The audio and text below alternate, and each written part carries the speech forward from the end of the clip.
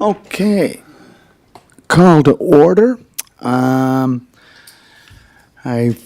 want to, we acknowledged that the land in which we gather is the traditional unceded territory of the Mi'kmaq First Nation. Any declarations of conflict of interest on A, B, or C with council? Okay. Councilor Drawn? No, none for me, thank you. Okay. Item number 3, approval of agenda. Moved by Councillor Ramsey, second by Councillor Beck. All those in favor, please raise your hand. Councillor Tweel, yea or nay? Okay. Councillor Drawn, yea or nay? In favor? Okay. So we have 3 applications. So welcome tonight to tonight's public consultation, and we are to hear comments, questions, or concerns on the following applications. 199 Grafton Street, 156 Prince Street, PID number 342790. Staff member representing the City of Charlottetown is David Gundrum. Presenter will be Kane Arsenault from APM Commercial. Hillsboro Park Development, PIDs 192, 252, and 422642. David Gundrum is the staff member presenting on behalf of the city, and Rob LeBlanc is from Fathom Studio. 503 University Avenue, PID number 374140, and it's David Gundrum again, a busy night for David. And of course, followed by David is Rob LeBlanc, representing the owner. He'll be the presenter from Fathom Studio. And we are very glad to be back into in-person meetings. And we do have members participating via Teams. Rosemary Herbert is a planning board member. And Councillor Duran is participating by phone. And the other one, Jason, is who? The other person for 503 University Avenue, who's the Roger Boychuk. Okay, so, and as I said, this meeting is being delivered is also live streamed in YouTube. So if you want to see the live stream, you just go to youtube.com, go to City of Charlottetown, and you'll see the proceedings of this meeting because it's all live streamed tonight and it's also archived. Members of council, to my right, to your left, is Deputy Mayor Alana Yankoff. Missing is Councillor Terry Bernard, Councillor John McAleer, Councillor Ramsey, Councillor Matart. To my left, to your right, Councillor Mitchell Tweel, Councillor Julie McCabe, Councillor Beck, Councillor Duran is calling in, and Councillor McKinnon. As I said, we do have a planning board in place that will deal with the outcome or comments from this meeting, and that will be at a planning board meeting in the near future with our members, resident members, serving as representatives of the City of Charlottetown. So I am going to call on Deputy Mayor Yankoff, Alana Yankoff, to briefly to go over the order of events. Deputy Mayor Yankoff. Thank you, Your Worship, and welcome everybody. For those of you that aren't familiar with the public meeting process, there will be a brief presentation by staff and then the applicant from each of the 3 items on our agenda. So after the presentation, the general public will be given an opportunity to speak. Anyone that does want to ask questions has 5 minutes, and in which time that you can provide your comments or ask any questions of clarification. We will obviously start with the members of the public that are here tonight. Then we'll proceed to join anyone that's joining in on Teams. If there's any councillors that need some clarification as well. Council members will be allowed to ask questions of clarity, but just a reminder to councillors to not give your opinion on the project as we are supposed to remain neutral during this process.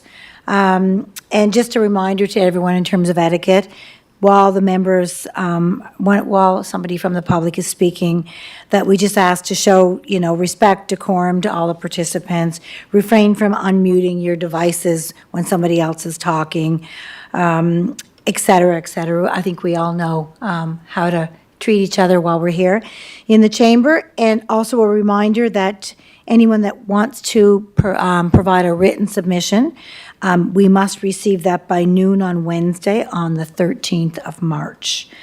And with that, I'll turn this back over to His Worship, and thank you again for everyone that's here tonight. We appreciate you coming out. Thank you.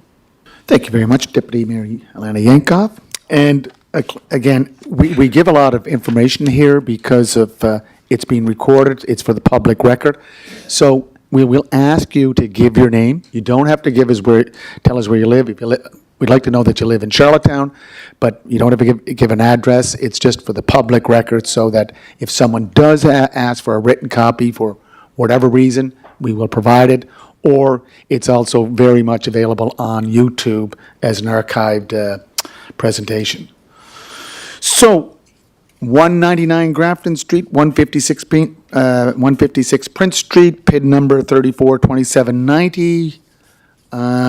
David, do you present first, or do we ask Mr. Kane Arstone? Through Your Worship, I'll be presenting first, followed by the applicant. Thank you very much. Go ahead. Okay, thank you, Your Worship, members of council. Following application is an application for site-specific exemption to sections 30.2 and 30.3 of the Zoning and Development Bylaw that pertains to 199 Grafton Street, 156 Prince Street, PID number 342790.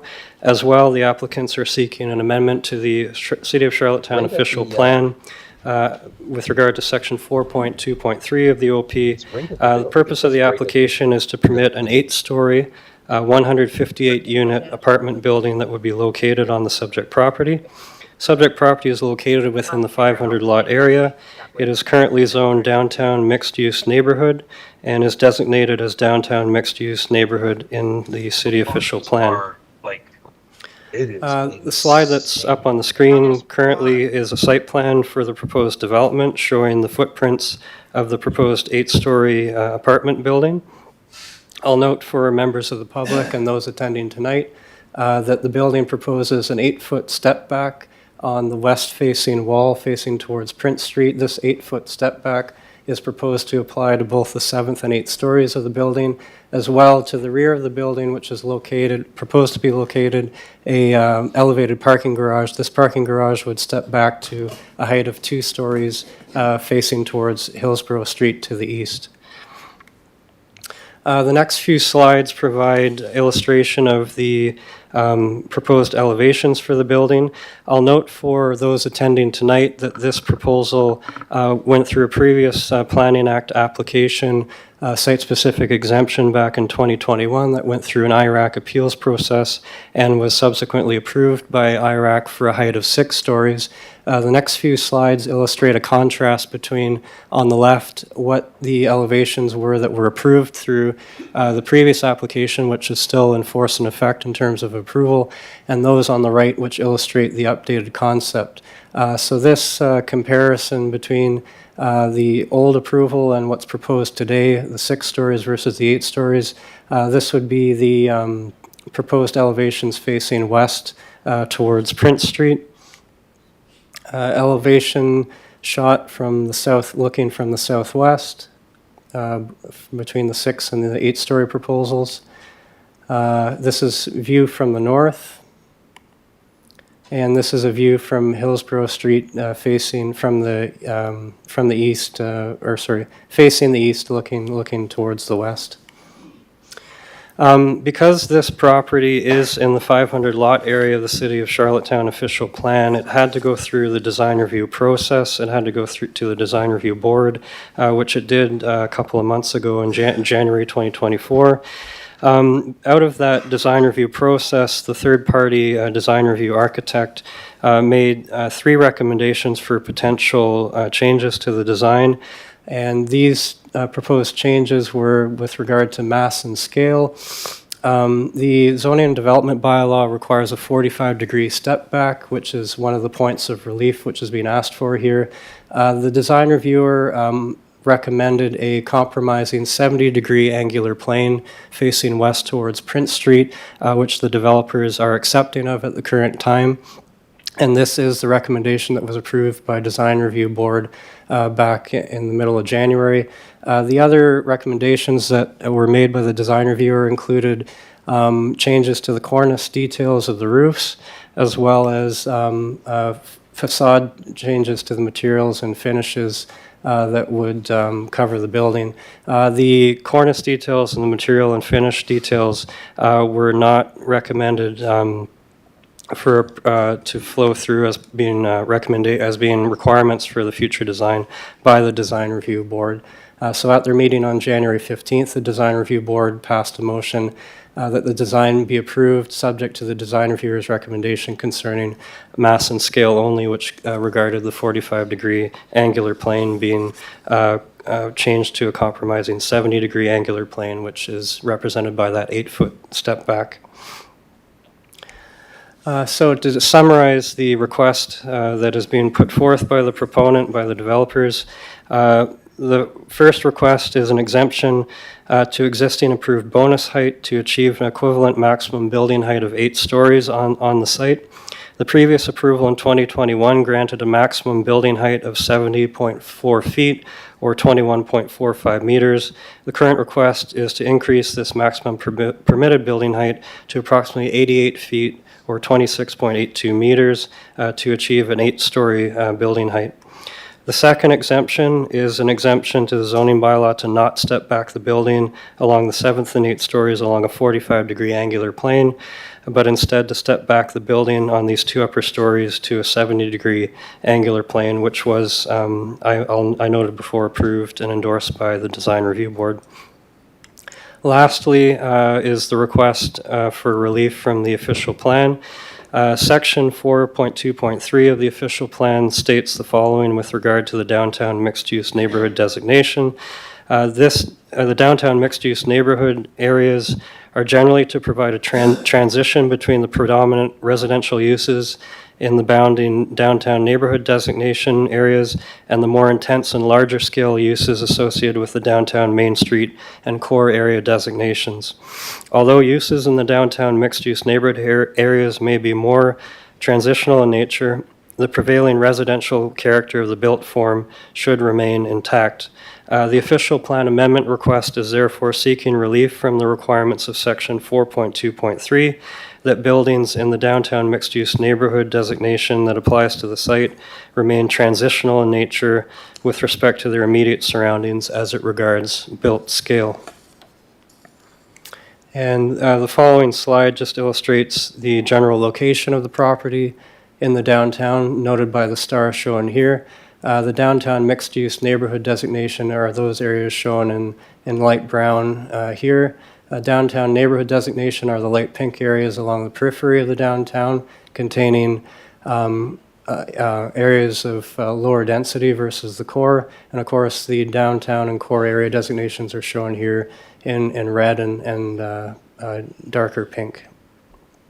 So again, the designation that applies to the site is supposed to act as a buffer or physical transition between the higher density uses in the core and those that ring around the core along the periphery shown here. These again are building elevations for the proposed development facing Prince Street and Hillsboro Street to the east and west, and showing again the step back facing west towards Prince Street here. This is that 8-foot step back that is being recommended for the upper 2 stories of the building. And again, the intent of that step back is to mitigate the physical impact of the building from streetscape and human scale facing towards Prince Street. Elevation drawings from the north and south facing north towards Kent Street on the top of the slide and facing south towards Grafton Street on the bottom of the slide. Again, the building at 8 stories would step back to a 2-story height towards the east side rear, what we would call the rear of the site for the elevated parking garage shown here. In terms of, with respect to legislative requirements that govern the public meeting tonight, as per Section 3.10.4 of the city's zoning and development bylaw, on February 27th, the City Council approved the request to proceed to public consultation, which is the meeting that we're holding this evening. On March 4th, 2024, a written notification was sent to all property owners located within 100 meters, 328 feet of the boundaries of the subject property, as per the requirements of the zoning and development bylaw. A total of 92 letters were sent to residents advising them of the public meeting this evening to request their response and comments regarding the proposal. And as of to date, no written responses to that circulation have been provided. Although granted, we are accepting written comments following the meeting up until noon on Wednesday, March 13th. So following this evening, after we've collected comments, concerns, feedback from members of the public and listened to the applicants provide their presentation, the next steps after this evening would be to provide a recommendation to the planning board, following which that recommendation from planning board will then flow through to council for council to make a decision regarding the proposal. So that's a summary of the proposal, as well as steps that have been taken to date and the next steps to follow, and I'll turn it back over to the chair. Thank you. Okay. So, Mr. Kane Arsenault, do you want to please come to the mic? Kane, just make sure that mic is on. Test, test. Good, good.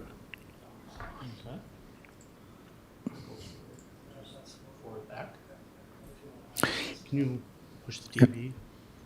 Kane, just Yes. introduce yourself before you get going, please. Good evening, everyone. My name is Kane Arsenault. I oversee design and planning for APM Commercial.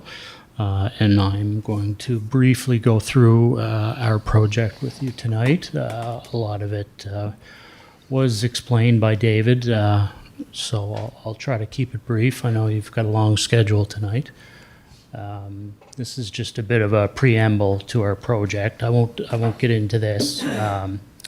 Our proposal will be available on our website after tonight if anyone wants to go in tomorrow to review it.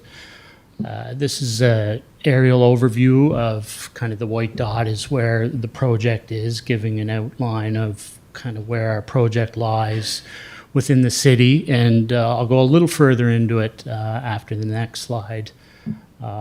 David's reviewed this slide. This is the site. As you can see, the majority of the block is taken up by the current polyclinic. It is a vacant parking lot now, which we're planning on building on. I do think it's important to point out, as David said, the differentiation in the zoning.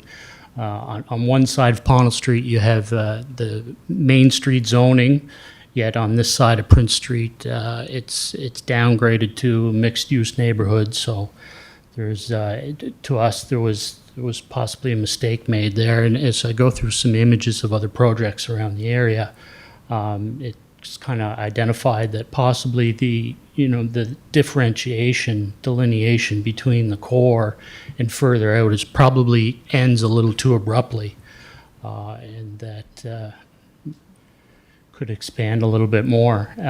Just going through, as I said, kind of the area of this project, and you'll notice an eclectic mix of design, form, and function, with uses such as commercial, institutional, industrial, religious,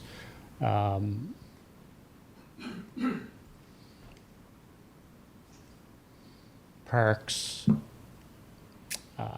and also an overwhelming amount of conversions. There was obviously new units fell short, commercial space fell short, so people took the opportunity to convert single-family homes into multi-unit dwellings. A lot of that surrounds our development. There's no key single-family homes within a stone's throw. There's a few, but the majority of the development around the area is a mixed-use, high-density commercial. This is our project here. Along Prince Street, we've got 3-story brick finishes, which makes up the parkade portion of the project, interior parking. Later, we step back to 18 feet to the 6 stories.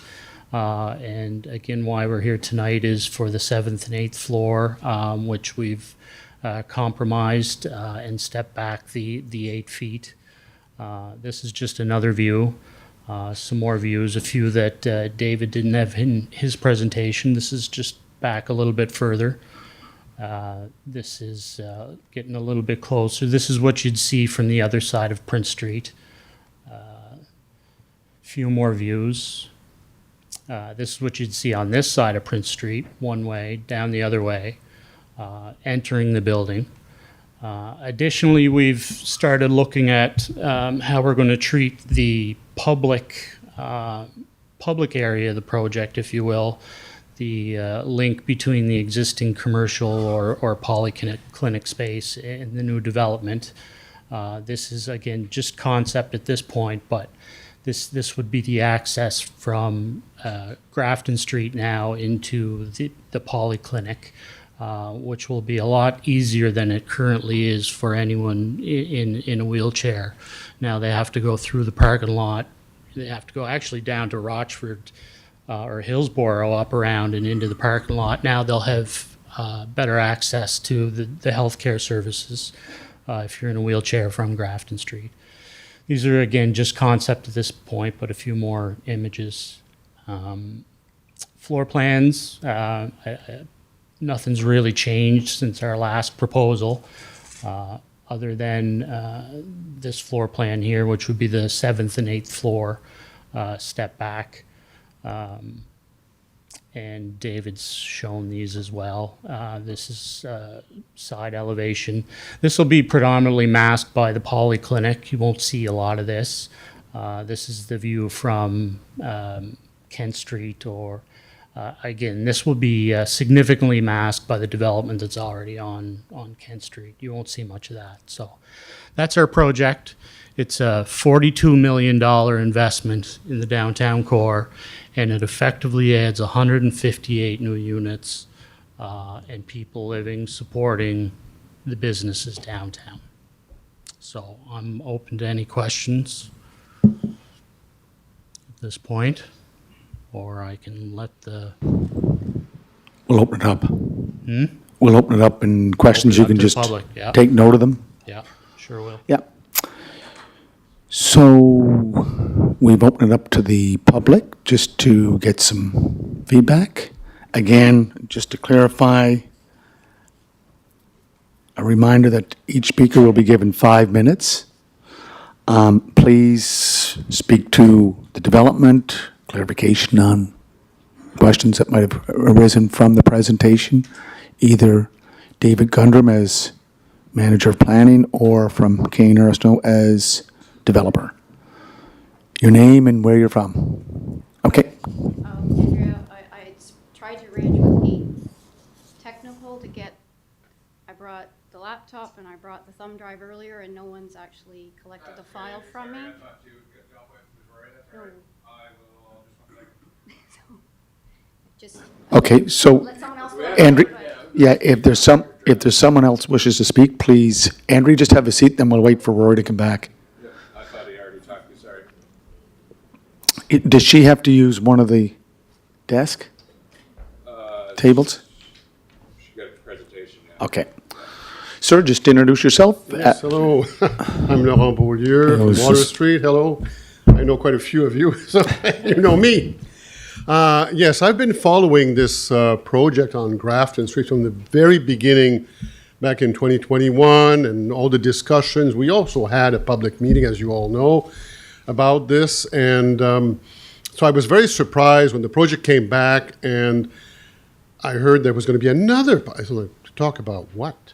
We've talked to death about this project, and this is, I'm starting to wonder, are we building a nuclear power plant here, or is it an apartment building? It's really amazing. Another point I want to make is that when Mayor Brown was running for office back in 2018, I went to a public meeting at UPI, and his opponent was there, who said, and I remember that, he said, oh, you know, the housing crisis, don't worry about it. It's all going to get resolved in a couple of years. Well, we all know what happened, and Mayor Brown looked very surprised by that comment back then. Now it's more terrible than ever. If you wish to move, even if you own a house, you have to really think about what you're going to do, because you may not have something else to buy, because there's nothing getting really built, and it's a huge crisis. This project is a very good project. It's $42 million. So when you think of the investment into Charlottetown as a city, economic opportunities, building trades, and all the other services attached to it, this is nothing to sneeze at. You have to think about that very seriously. If you say no to such a project, that sends a big signal to anyone else, don't bother. It's not going to happen.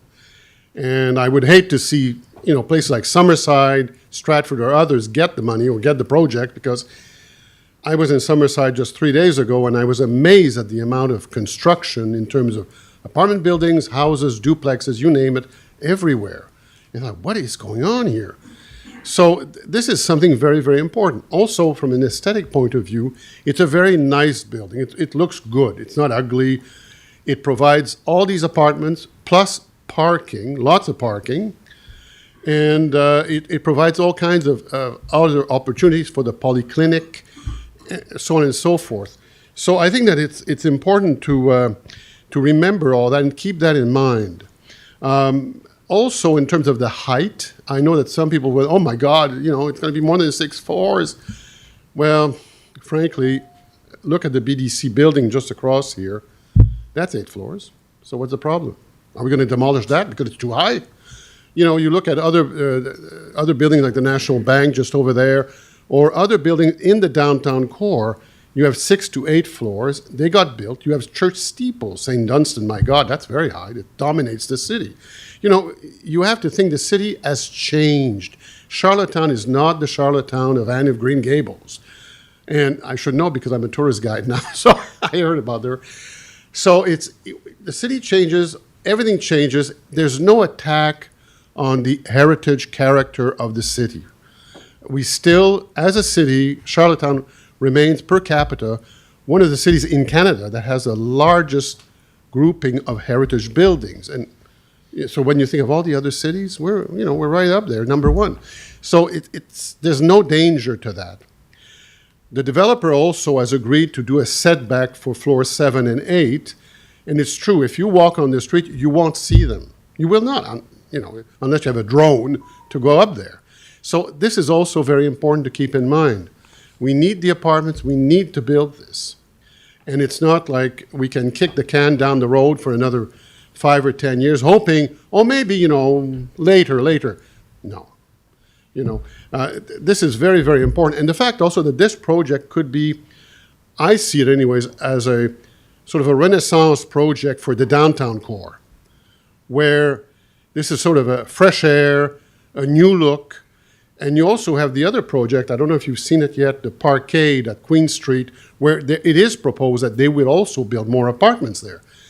These 2 projects alone could be this new fresh air, new look on what Charlottetown can be, where you have a mixed use of heritage on one hand and new buildings on the other. So I'm totally in favor of this, and I hope that you will think about all these issues. And one last point, and this comes back at every public meeting because I do follow you on YouTube if I'm not here.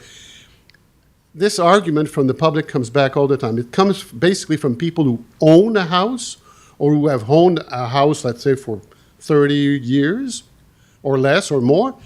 They've made their money on their investment. So why are they trying to deny other people who want to build a house, buy a house, own a house, or simply live in an apartment somewhere? No, you can't do that. No, I live here, and And there was a famous quote again at the last one at Eden Valley where one gentleman said about the apartment buildings, why don't they build them somewhere else outside of Charlottetown? I said, oh my God. I said, we're going far with that sort of thinking. We're never going to build anything. So I'm just asking you to really think about all these issues because we really need to move along, get things built, especially when you have a beautiful project like this one. Unless there is something very wrong and grave, something that really would change everything, I say, just go ahead. Thank you very much. Thank you, Laurent. And Laurent, just to FYI, for your Yeah. information, the first application was for 6 stories. That I know, was I approved. remember that, yes. That was Yeah. approved. They came back with an amended. Now they want 8, but that's because of the cost, inflation. Yeah. Go to Sobeys, you'll see the prices. Thank you. Andrea, are you ready?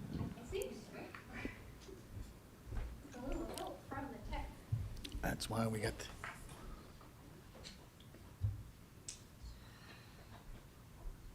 Around that. This cable does not reach over here. That cable does not reach over there, that's all right. It's over here. Yeah. I'll get my time. Can you switch to the presentation? Just press the presentation laptop button on the Oh. Yeah. Presentation or PC?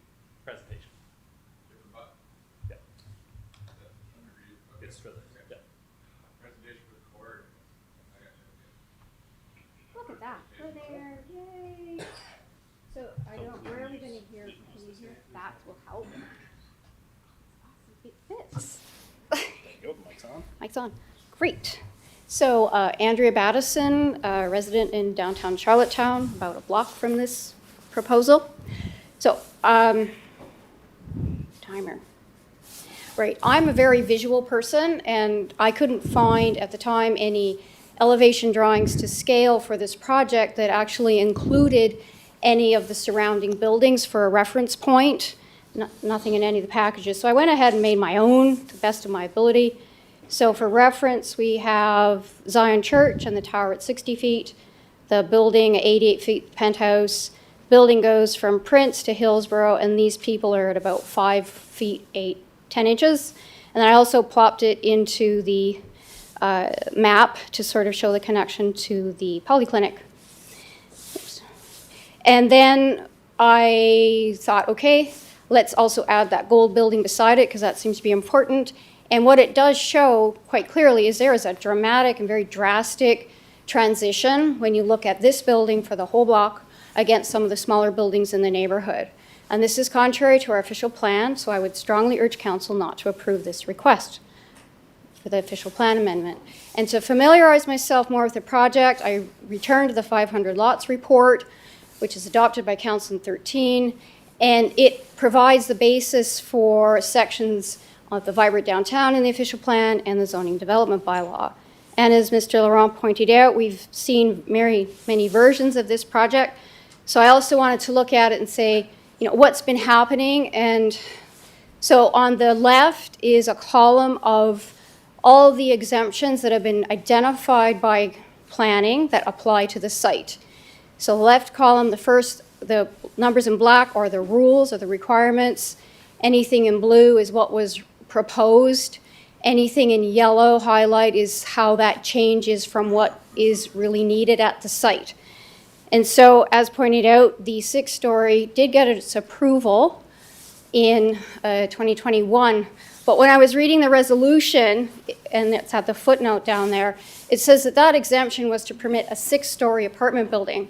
So my question to Planning and Heritage is, do we not really also be needing to be reinforming the public and reassessing these exemptions because we're now talking about an 8-story building, and that resolution was for a 6-story building. And they can answer that at the end. But what this does, it describes the footprint. So our bonus height is now 20 feet greater than allowed for the area. Bonus height requires a minimum front lot width of 98 feet. This lot is short by almost 24 feet to even apply for bonus height.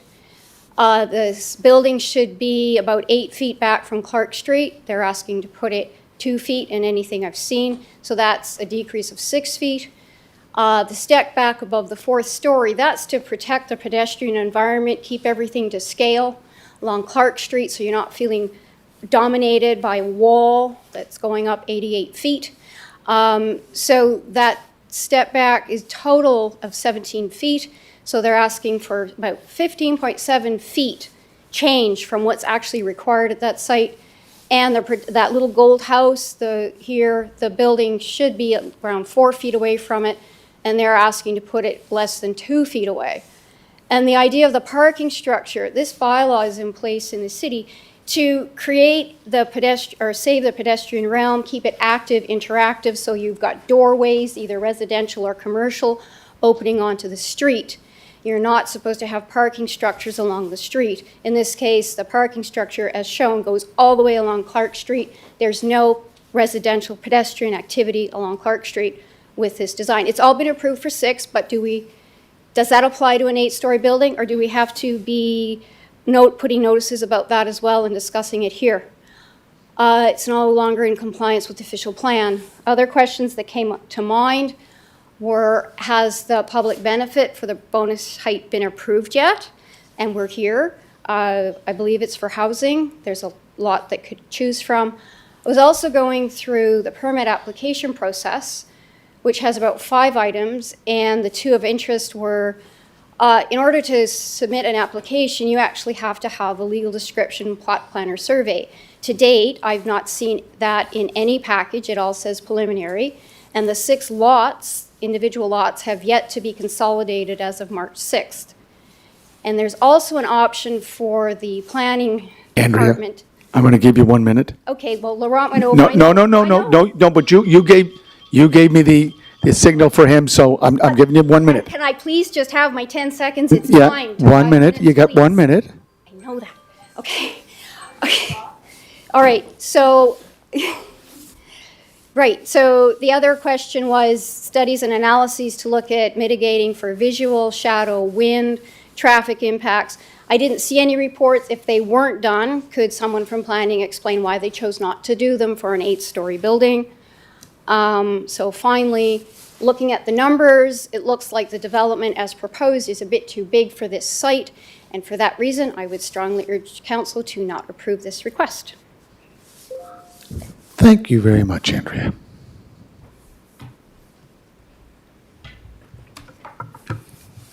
Any other comments? Rosemary? Herbert?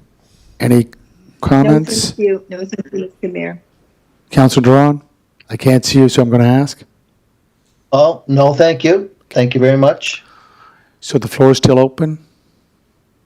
Okay, I'm just going to ask members of council. Again, the questions are just for clarification. I know, Councilor Matart, did you ask one? Or Thank want you, to Your ask one? Worship. It was a question I did have in regard to the existing parking for the polyclinic. I see that the building will take that space, so what's the plan around parking for the use of the polyclinic? Maybe that could, I don't know if there's anybody here to address that, but. Is that David or Kane? Kane, do you want to, or David, either one of you? Your Worship, I'll defer to the applicant to try and field this one. If Mr. Arsenault would want. Kane? Yeah. So as part of the project, we're building 3 levels of parkade structure. We will provide a number of parking spaces for the apartment buildings.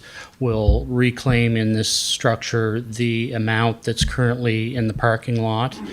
There will be now additional parking, and just like the parking lot is now, anyone can drive up, they'll get a ticket, they'll go into the parkade, and then they'll come out. So, yeah.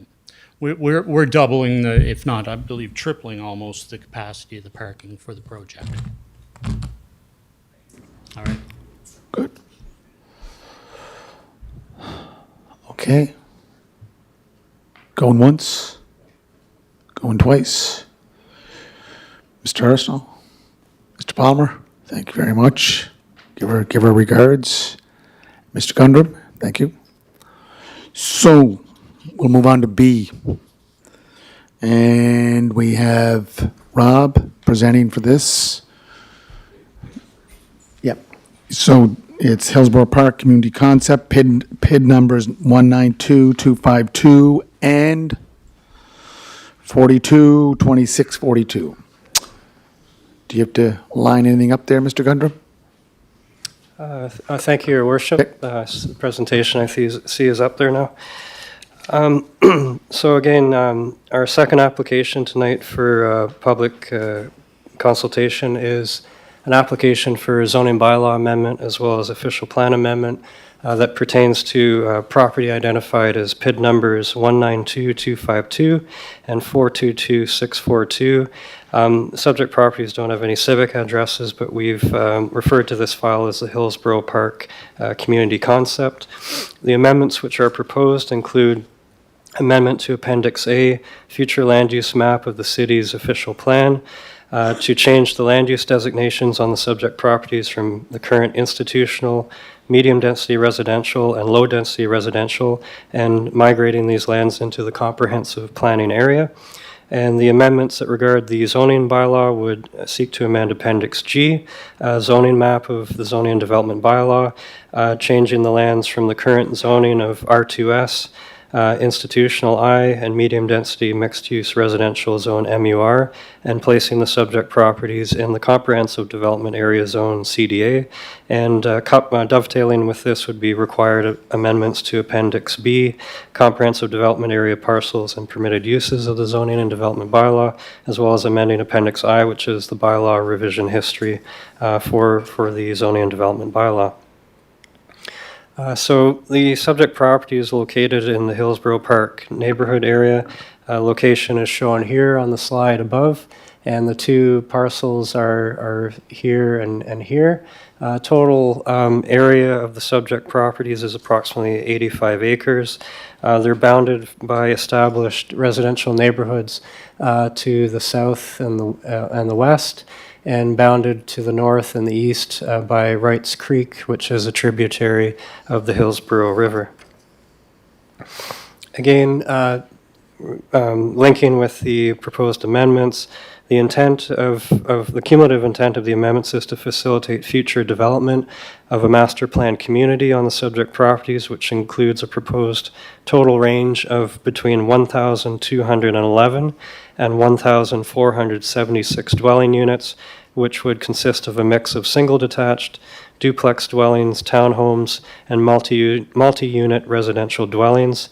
The development is generally proposed to proceed along 3 phases, as shown on the slide here. Phase 1, which would be to the west, would constitute the bulk of the lower density residential uses.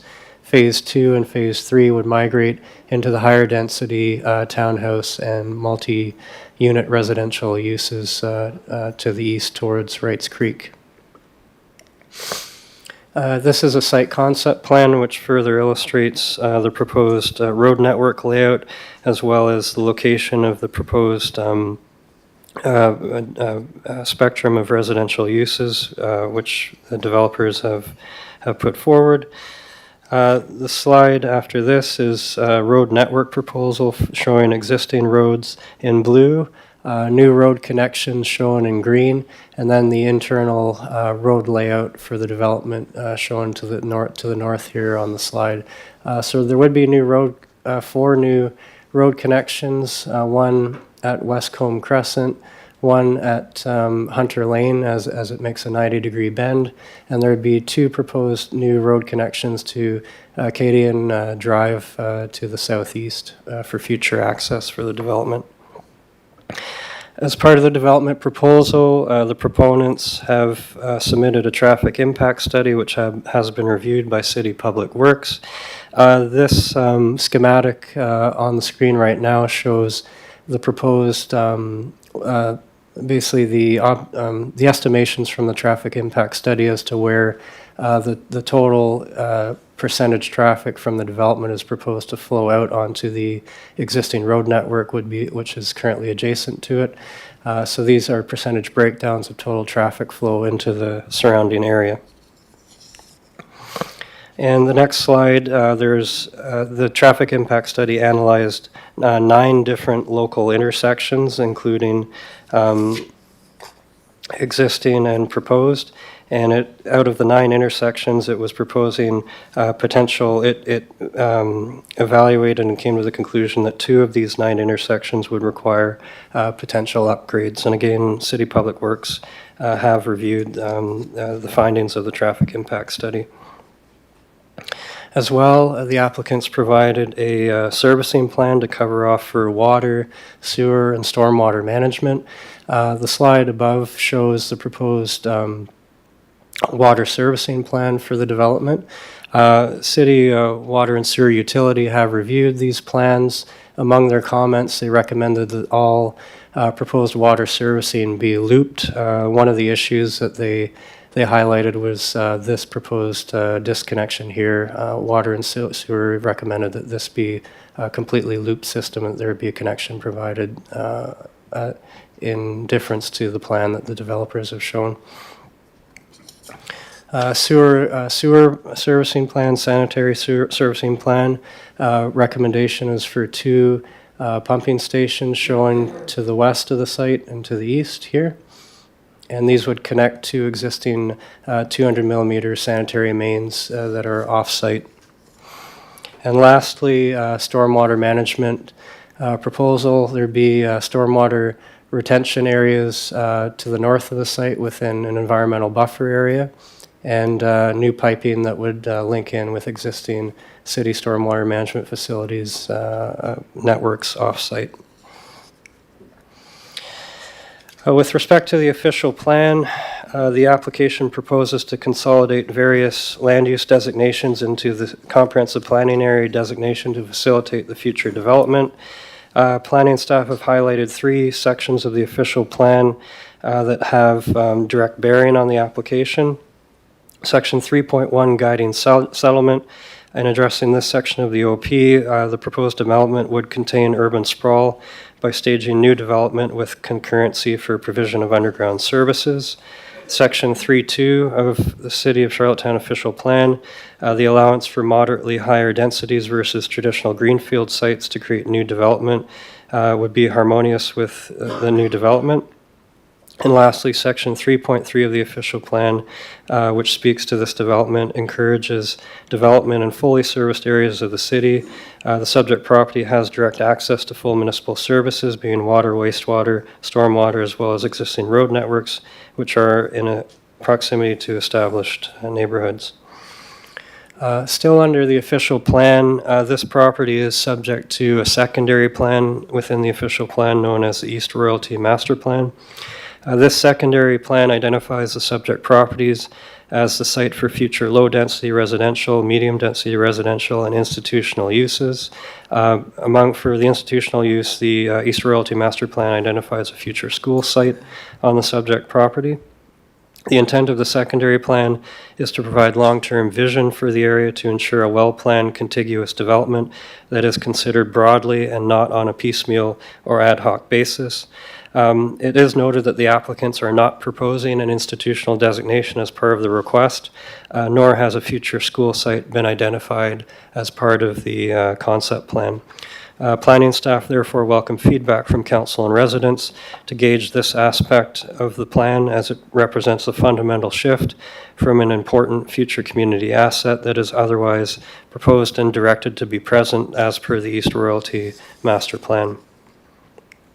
With respect to the zoning bylaw and consistency with the bylaw, as per section 44.1 of the CDA zone, development within a CDA zone shall be subject to approval by council of a future development concept plan and related future development agreement.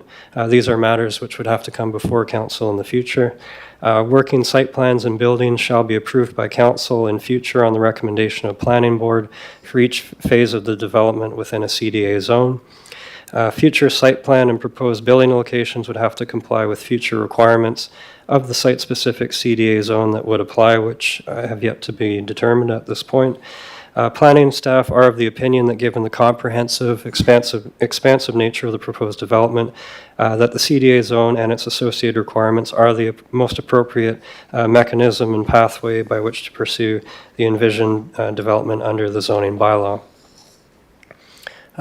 Just expanding further on zoning bylaw requirements with regard to legislative and public circulation, as per section 3.10.4 of the zoning and development bylaw, on February 27th, the City Council approved a request to proceed to public consultation for the application. Subsequently, on March 4th, 2024, a written notification was sent to all property owners located within 100 meters of the subject property. A total of 206 letters were sent to residents advising them of the public meeting this evening to request their response and comments, and to date, no written responses have yet been received. Comments that have been received from city departments, public agencies are summarized on the following slide. Public Works responded with feedback concerning the road network proposal and connections. They did not express any objections at this point. However, they provided recommendations for traffic calming measures in some areas. As was spoken to earlier, Water and Sewer expressed a preference that all water mains be looped as part of the development. Parks and Recreation Department proposed that the amount of parkland proposed is acceptable and meets parkland allocation requirements, and request also that an area to the southwest of the site be left as green space.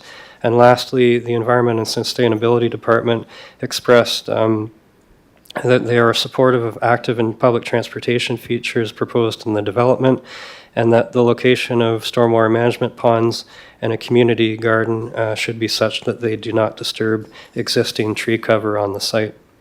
So at this point in time, the next steps following this evening, after we've collected all of the public feedback from council and residents, would be to provide a recommendation to planning board on the proposal, following which a recommendation will be forwarded to council for a decision. And I'll stop there and hand it back over to the chair. Thank you. Thank you, Mr. Gundrum. Rob, do you want to take over? You and Daryl, you're also coming up? Yes. Just introduce yourself, Daryl, please. Absolutely. Mayor Brown, City Councilors, members of the public, really appreciate the opportunity to be here. Just by way of introduction, my name is Daryl Bradley. I am with the Provincial Department of Housing, Land and Communities. We appreciate the opportunity to present our Hillsboro Park Community Development Plan this evening. I'll keep my comments brief, and I'll turn it over to Rob LeBlanc. Rob's founding partner of Fathom Studio and has been involved in this file from day one. So he can walk through a presentation, more detailed presentation this evening, and happy to answer any questions that you may have. So at this point, I'll turn it over to Rob LeBlanc. Thank you, sir. Thanks, Daryl. And I think Roger is trying to get in on the other side. He's going to speak to the traffic near the end of my presentation. But Can you hear us, Roger? he got booted out, but he said to yeah.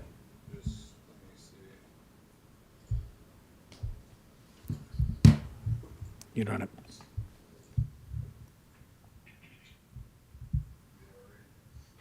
We good? Okay. Call Rory, please. No, it's locked.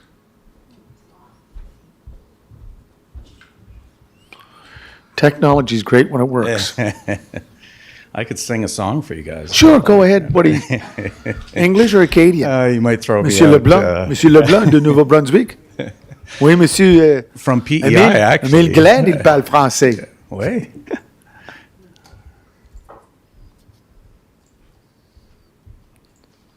What's frozen there? Do you want me to grab my laptop?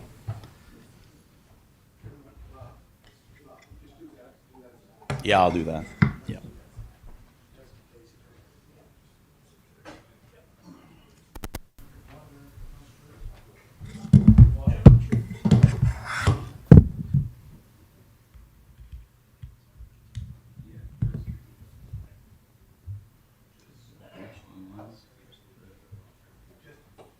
Just as a backup, David.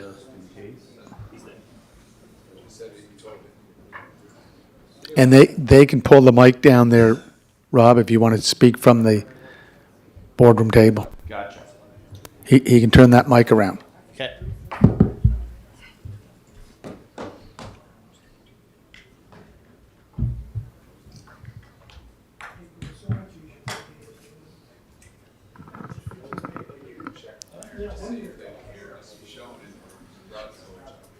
Roger, can you hear us? No. Yes, I can. It's Okay, yeah, Roger's back. yeah. So I got booted off there somehow. Thank you for letting me back in. It's a little bit broken up, but I think that might just be the nature of Yeah, where are you the calling way the from? conversation's going. Rob, from where? Winnipeg, believe it or not. Winnipeg. Believe it or not. Oh, good. Oh, well, it's a couple of years. Yeah, no, jeez. I don't know who's, what? Two of them. It's full time. Okay, Rob, you ready to go? I'm good here if, oh, okay. You gonna run your presentation from there then? I can do it if you want. Either one works. Yeah. Go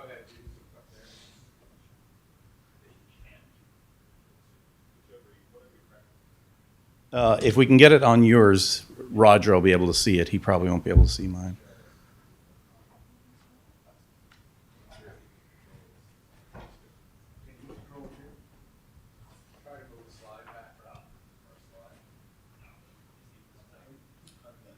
No, on the clicker. no, All right. yeah.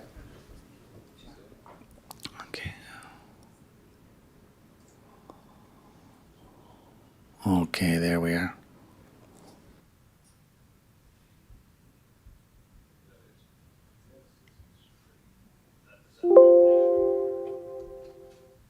Yep, that's the one. Can you see it, Roger?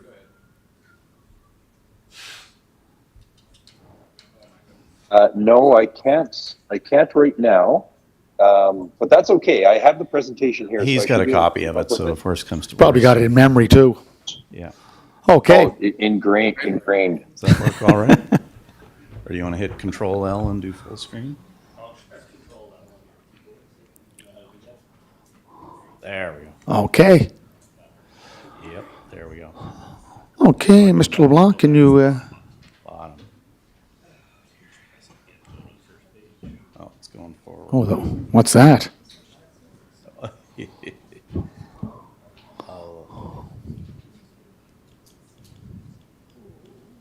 There we go.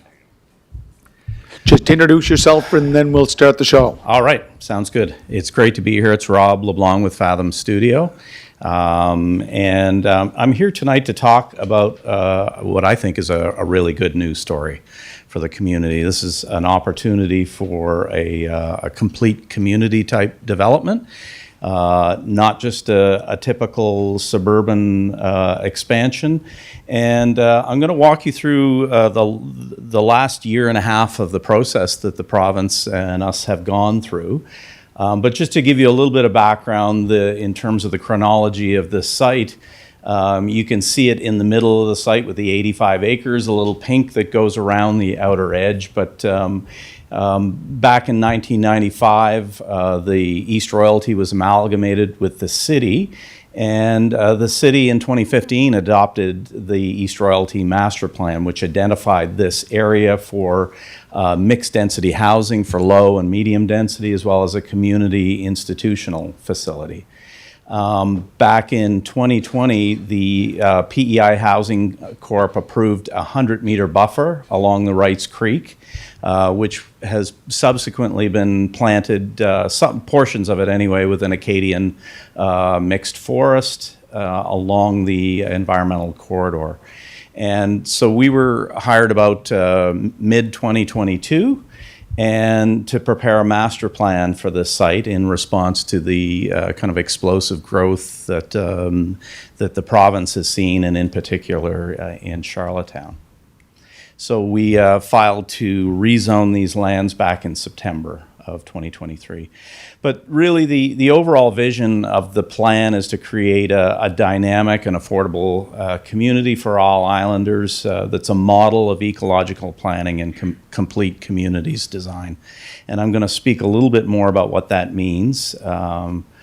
We've already gone through the next steps. We're kind of centrally that little pink area. We're at the public information meeting. But we've gone through a long process over the last year and a half, which started with a community design workshop, which we held in the summer of 2022. We had about 35 people out at that, I believe 7 tables that worked on their own individual plans for this, and that was followed up with an online survey as well as an online, we were still kind of in the throes of ending COVID. We had an online workshop which had 12 residents, and it was live translated in French as well too. Generally speaking, what we heard about this parcel of land is that the community is supportive of trails and open space, of graduated density, the idea that the density gets higher as you move to the center of the site and lower as it backs onto existing residential areas. They were supportive of mixed uses, so the idea that you could get your hair cut there, or there'd be a daycare or a small community restaurant. The idea of connectivity, that you'd be able to get out of your house and walk within a couple of minutes and be on a trail system and into the green open space. Just one of the plans, because again, 7 of these plans were prepared, but I think this one in particular gives a really good indication. Is there a way? There's that little trick you did. That's great. So we had this idea of one of the tables of a central village square. You'll see the yellow around the edge was supposed to be single-family housing, so low density around the edges, with higher density in the middle and moving to even higher density as you move to the east end of the site. But you'll also see trails that connect all the way through the site. The River Greenway, we talked about active transportation, transit, all those things that are important with the latest housing accelerator are all able to be addressed in a plan like this. After that engagement session, we went away and over a 3-month period prepared a master plan report that looked at connections. It looked at the schools in the area and the proximity to services. It looked at being able to pull active transportation and transit into the site, and looked at the history of the site and present-day conditions. We did an environmental inventory where we looked at the soil conditions, Pleistocene geology, hydrology, vegetation, all of the characteristics that make this landscape unique. And in order to identify the areas of sensitivity, to stay away from those, we also looked at microclimates. We've got the prevailing wind in the diagram in the bottom right corner here, coming from the northwest in the winter, so we have that exposed slope that will be subject to those northwest winds, and in the summer coming from the south and southwest. And so orienting the different heights of development to take advantage of those microclimatic conditions. We also looked at different precedents for building types to keep the development affordable. We looked at narrow lot housing, so rather than your standard McMansion on 100-foot or 200-foot lot frontage, we looked at much narrower lot frontages. We looked at the idea of pulling the buildings up close to the street, making sure there were verandas on the front of those units so that you could speak to your neighbor that were on sidewalks. We talked about all of the streets having at least sidewalk on one of the streets, and then went through a number of housing topologies. In the bottom left corner, one of the more interesting ones is this idea of garden suites. So it's a cluster of single-family housing around a public open space. That means that the single-family homes don't necessarily all have to front on a street, and that means that we can reduce the length of street frontage, which reduces the stormwater runoff from developments like this into these garden areas central to the development. And so the plan looked at a very variety. We've got townhomes and stacked townhomes and multi-use buildings. And the plan that David showed earlier was part of two concepts that we looked at and weighed the pros and cons. We looked at the pro forma for each one, and ultimately we settled on a master plan through a process that we had with the province. The province came back and had some suggestions for removing some of the roads that were in it. One of the roads that was proposed to be removed was this one that ran down. It was going to be kind of a shared street concept, and that road was taken out and relocated over to one side to provide a central village square. So we've got this central open space that frames the development as you come into it. We have density all the way around with kind of lower density on one side, stepping up to that graduated density in the center. And you'll also notice that there's trail connections. We've preserved the main trail that takes you down from the community down and around through Wrights Creek. And there are also trail systems throughout the development that take advantage of some of the street connections that exist today. So David had showed a three-phase plan. We know that there is pressure for housing. It could be that this could be a two-phase plan where the first phase is really looking at the single-family homes around the edge, the lower density, maybe some townhomes as you step into the center of it, and then really getting into some 3- and 4-story development and getting into what could be either 6 or 8 stories, and that's kind of where the 1,200 units to 1,400 units comes, whether there'd be an appetite to move from 6 stories to a few of the units being 8 stories in the center of the development. We've prepared just a quick aerial view of what that could look like to give you a sense of the scale of the development, but we've got really 4 main road connections that take advantage of right-of-ways that have been left when the original subdivision was designed. There's one up here on the west side. There's the extension, I forget the road name, it's not... That's right. And there could be another one, although there's been some feedback from the community that one would be the least preferred road connection. And then there's another road connection that comes out to the future bridge crossing. We took the final report back to the community on August 10th, and we held an open house. We had really quite good attendance. We had these display boards. I walked through this similar presentation. This came from the CBC. This is the article that we heard. So the province has made a really good effort of trying to get the word out.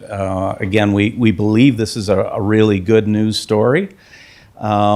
The buffer lands have been preserved as well too, and in preparing this concept plan, we looked at the idea of an agrihood, which is an agricultural-based community, and we have community gardens around the edges looking at enhanced food security for this development. Transportation, Roger, I've got the first transportation slide up, and Roger is a transportation and civil engineer in our office, and he's got over 20 years experience doing these types of studies. Can you hear me okay? Yep, A-okay. I can hear me hearing me. Okay. Rob, you do me no justice. I hate to admit I'm almost close to 30 years. Oh, 30 years experience doing. Yeah, that's which I'm taken aback by as well. But holy smokes! Look, I'm from Winnipeg. Thanks for getting me back onto this. I always hate missing a trip to PEI, so I'm a little bit dismayed not being in there in person. But we certainly took a look. Our job is really to make sure that the vehicles can get in and out of this development and to make sure it can be serviced reasonably in the context of existing services on the roadways. So you'll see on the transportation impact, I could bore you to death for hours on all the nitty gritty, but we prepare these studies. They're industry standard. There's guidelines on how we prepare them and the information that we have to pull out of them. And we've done that basically on a phase-by-phase basis for this with the various access points. And you'll see a table there. It sort of talks in the range of 438 trips in the AM peak entering and exiting the site, and 554. And it's important to note that we didn't reduce these. As Rob mentioned, we really envisioned this as a complete community, a very active transportation-oriented and very transit-oriented development.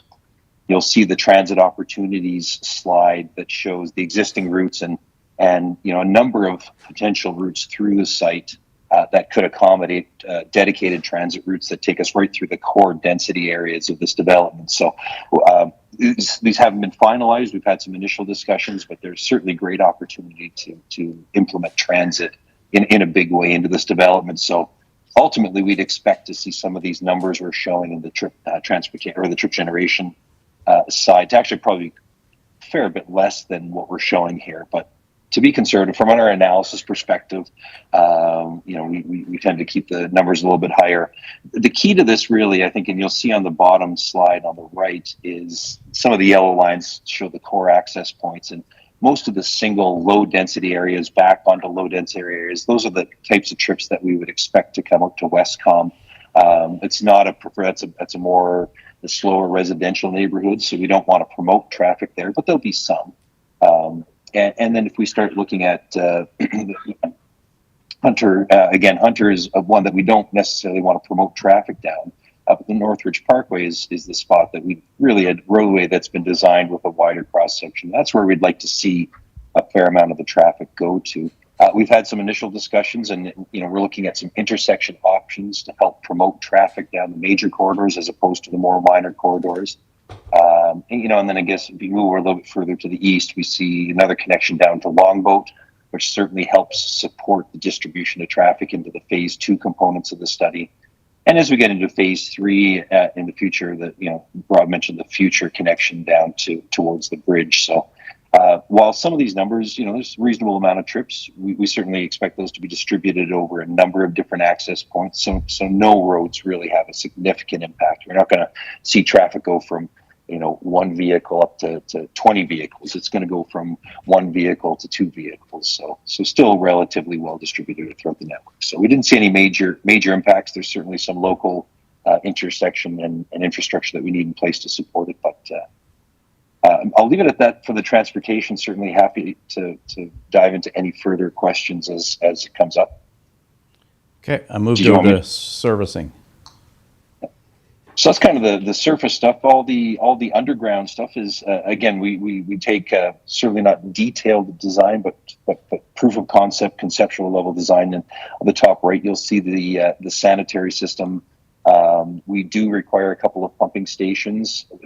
There's an outside chance we might be able to get down to 1 as we go through detailed design, but at this stage, we're looking at probably 2 smaller pumping stations to get the sanitary sewer over towards Westcom, where we've got some significant sanitary lines to accommodate that.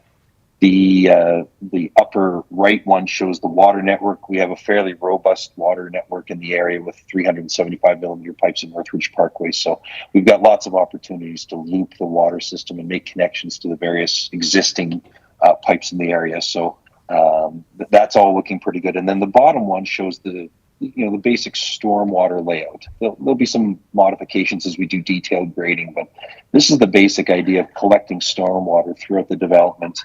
And as you know, it basically slopes down towards the river. So we've got a couple of spots where we'll be implementing stormwater management, and not just every day, but just nicely designed, functional stormwater management areas to make sure that we meet the city's requirements for pre and post development. We'll also use the central square a little bit and do some level of stormwater storage or stormwater management in those areas. So all in all, there's a few things to work out here, but all in all, the servicing looks to be in good shape. We can certainly service the area with a reasonable level of infrastructure, and expect to refine this a bit more. But things are looking pretty good here. Okay. I'll leave it at that, Rob. Maybe send it back to you, Rob. And, great, thanks, Roger. Happy to answer the questions.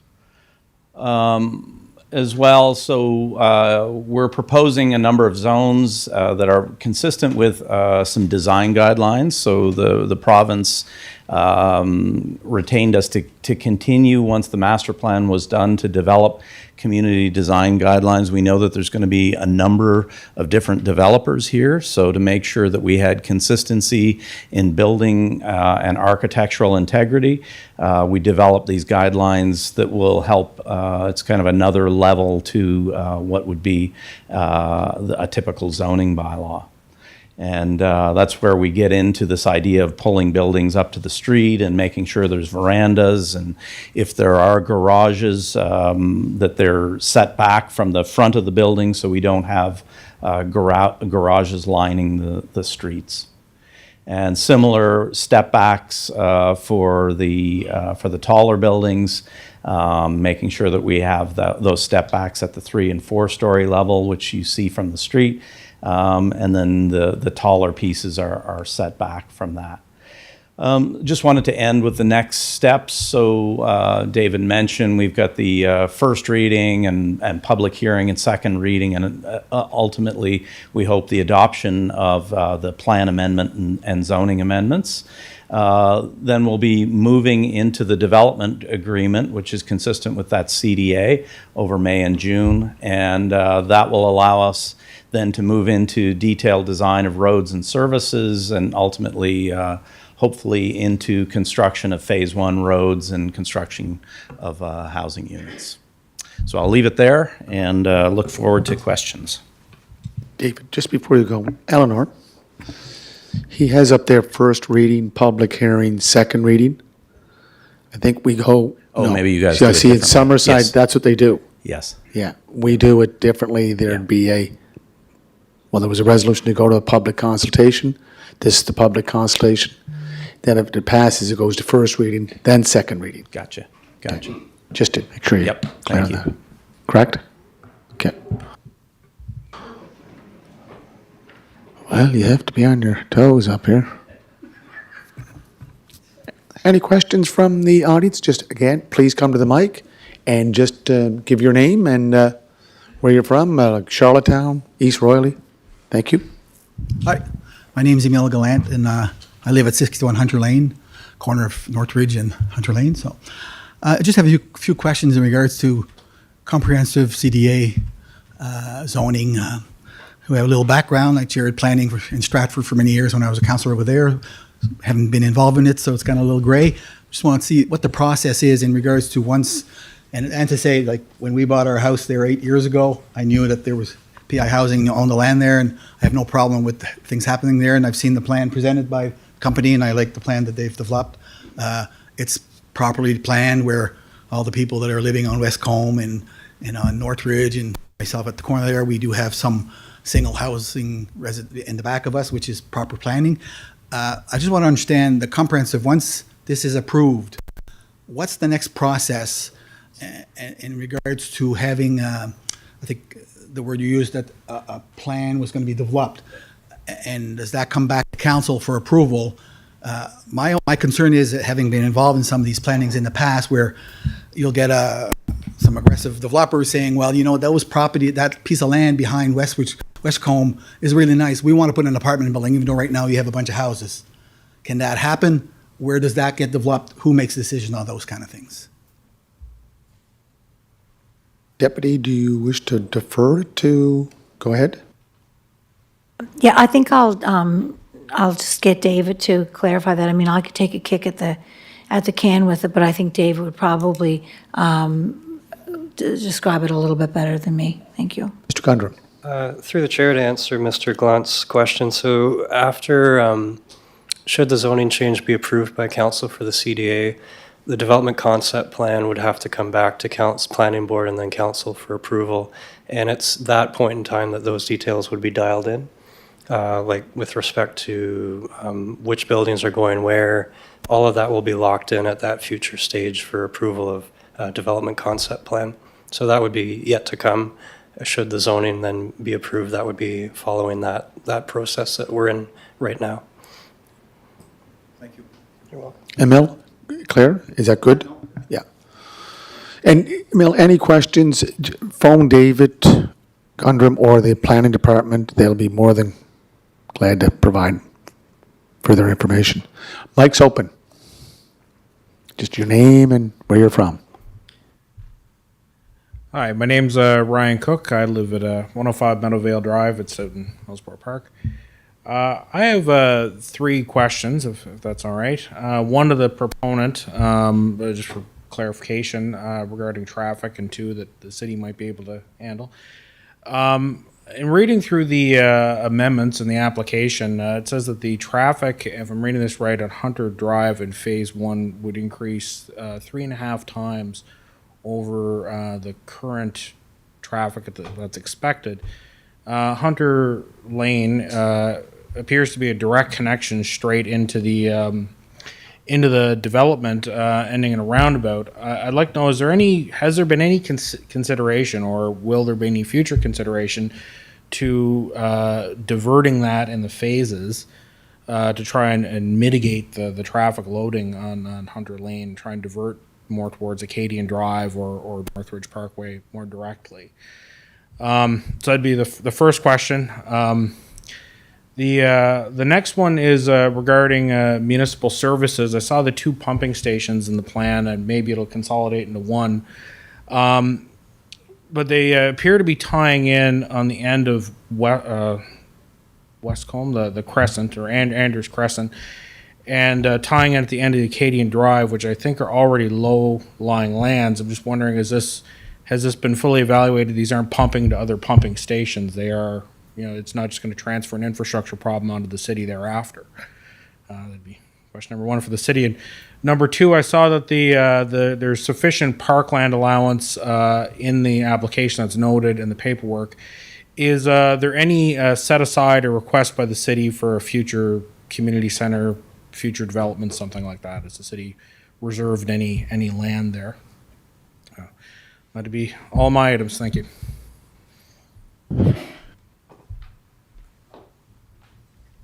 Rob, do you want to answer the first one? Yeah, I'm going to pass the first 2 over there to Roger, who will speak to the traffic and servicing. Yeah, hi guys. Yes, and great point. And we were a little interested because Hunter's certainly has a wide right of way. It looks like it's intended to be built as a bigger cross section. But ours, with Northridge Parkway, the intent is really to try and direct as much traffic as we reasonably can to that as the main connection to St. Peter's Road through fairly major infrastructure. So there's been some discussion about the nature of that, the roundabout, and how we can use that to promote traffic into and out of the development, using Northridge Parkway as opposed to Hunter. It's just certainly when you drive down the streets, there's a very noticeable characteristic of both streets. So absolutely, that's the intent. And as we start to move into more detailed design features of what the intersections look like, how we configure lanes and how we configure turning lanes, that's absolutely on the forefront and has come up a number of times in the public meetings. So suffice to say, at this stage, it's not designed, but we will be looking at that closely as detailed design moves forward. If that answers that one. The second, with regard to the pumping stations, there's for sure there are 2 right now, and that's just the nature of the topography of the land. So we are looking at a couple of options that we might be able to consolidate that into one. But with the phasing of the project, there's certainly some advantages to having those split as well. Everything does come to Westcom. There are 2 lines that run there. There's a major cross-country feeder that a main line that runs parallel to a more residential line. So we're looking at tapping in fairly close to the cross connection to the large, and my apologies, I can't remember the exact diameter, but it's quite a significant capacity that runs over to the sewage treatment plant. So that's the intent right now. We have had a couple of discussions with the city that there might be another option. So we will, again, as we go into detailed design there, we will look at a couple of other sub options, but we're pretty comfortable that we can gather the wastewater from the development, bring it down towards the bottom end of the site with minimal pumping requirements, at least get it into the existing infrastructure that's right directly adjacent to the development. So I think as we go forward, we'll expect to see sort of some minor changes to exactly how the wastewater flows, but the intent, like I said, the intent is, from a schematic perspective, is shown on those drawings. Hopefully that answers the first 2 questions anyway. Thanks, Roger. The last question was about the open space. We have met with the City Parks Department, and they're content with the amount. We've got almost 50% open space if you consider the buffer that's already designated as part of the development. So it's a significant amount of open space. And in terms of any public facilities, there's been no discussions yet. I expect that level of conversation would happen if the project moves forward. Yeah, most definitely. And the councillor from the area is here, Councillor Terry Bernard. There is, as you know, the Hillsboro Community Hall, but adding another 1,200, 1,400 units will trigger something to accommodate that new area, for sure. But I can't make that promise. Nor would I. Your name, please? My name's Adina. I'm on West Ridge.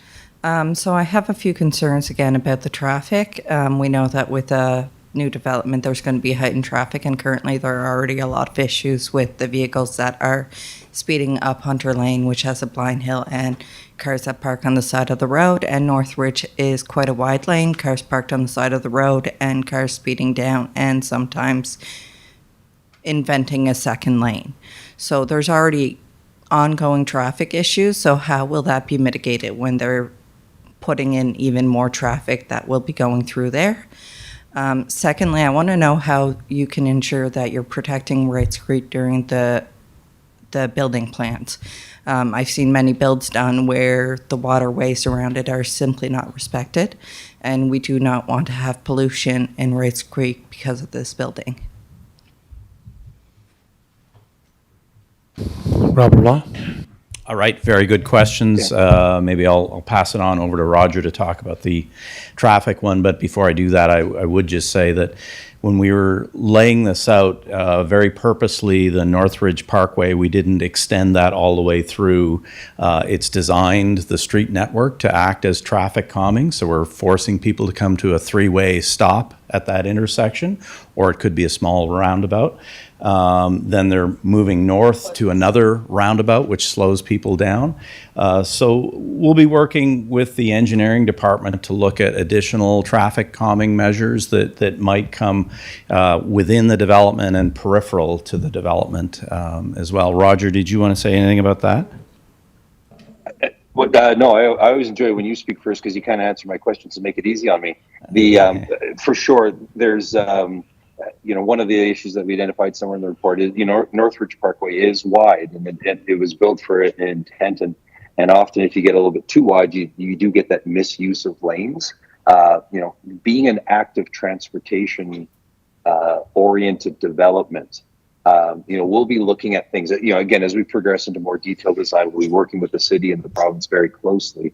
But things, for example, like more formal bike lanes down the side of the roadway, very simple and easy things to implement, which functionally narrow the street, can work towards improving safety now and in the future with traffic. So absolutely, there, the improvements that come with development of this magnitude don't necessarily stop right at the border of the development. It has to address impacts that are going down, and if there are ongoing safety issues, that'll definitely be something that will come into play as the detailed design progresses. So absolutely, and this is why the public forums are important. It's great for us to get more information on anything that are happening on those streets that are important.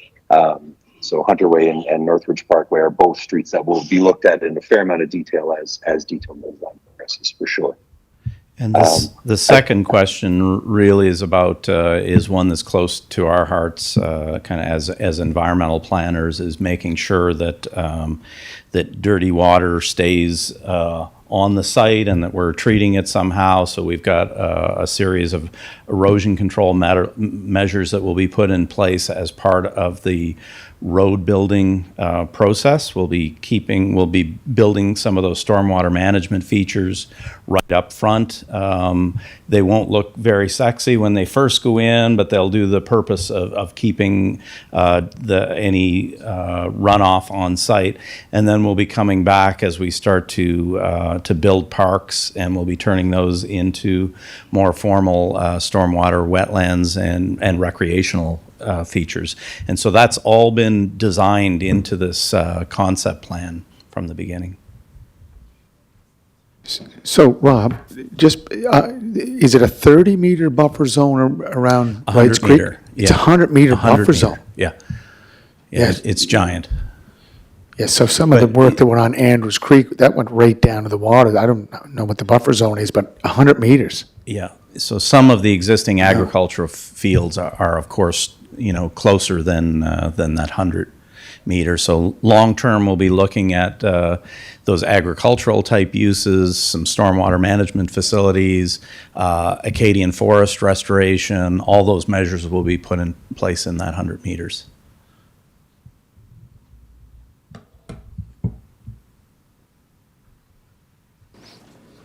Any more?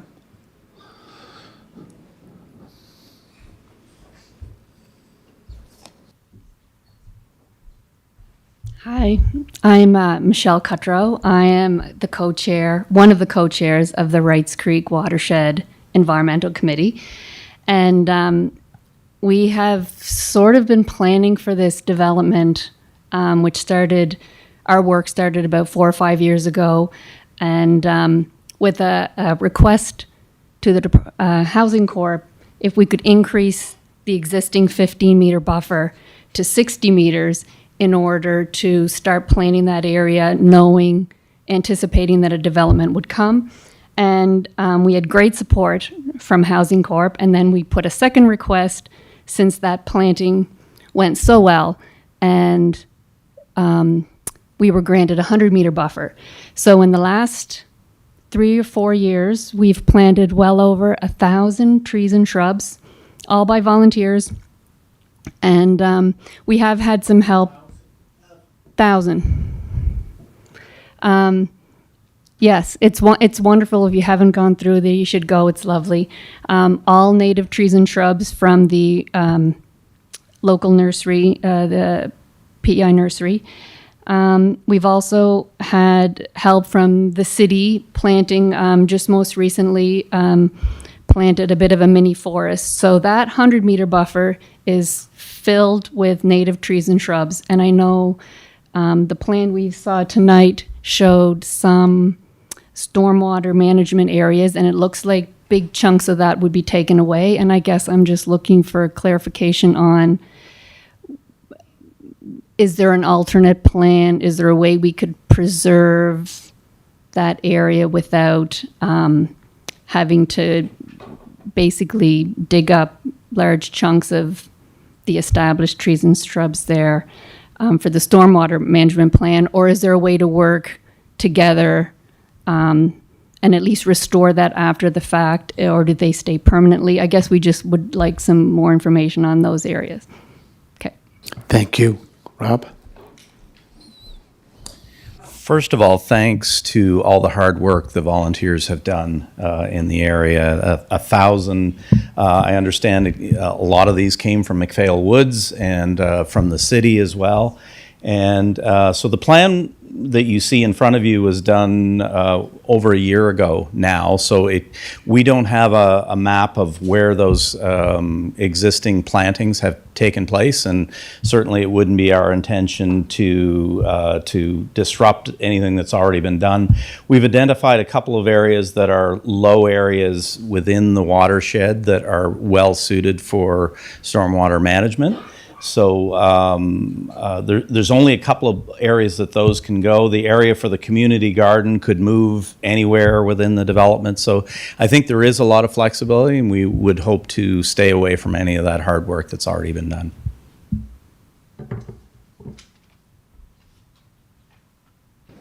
So it sounds like Rob's willing to work with you.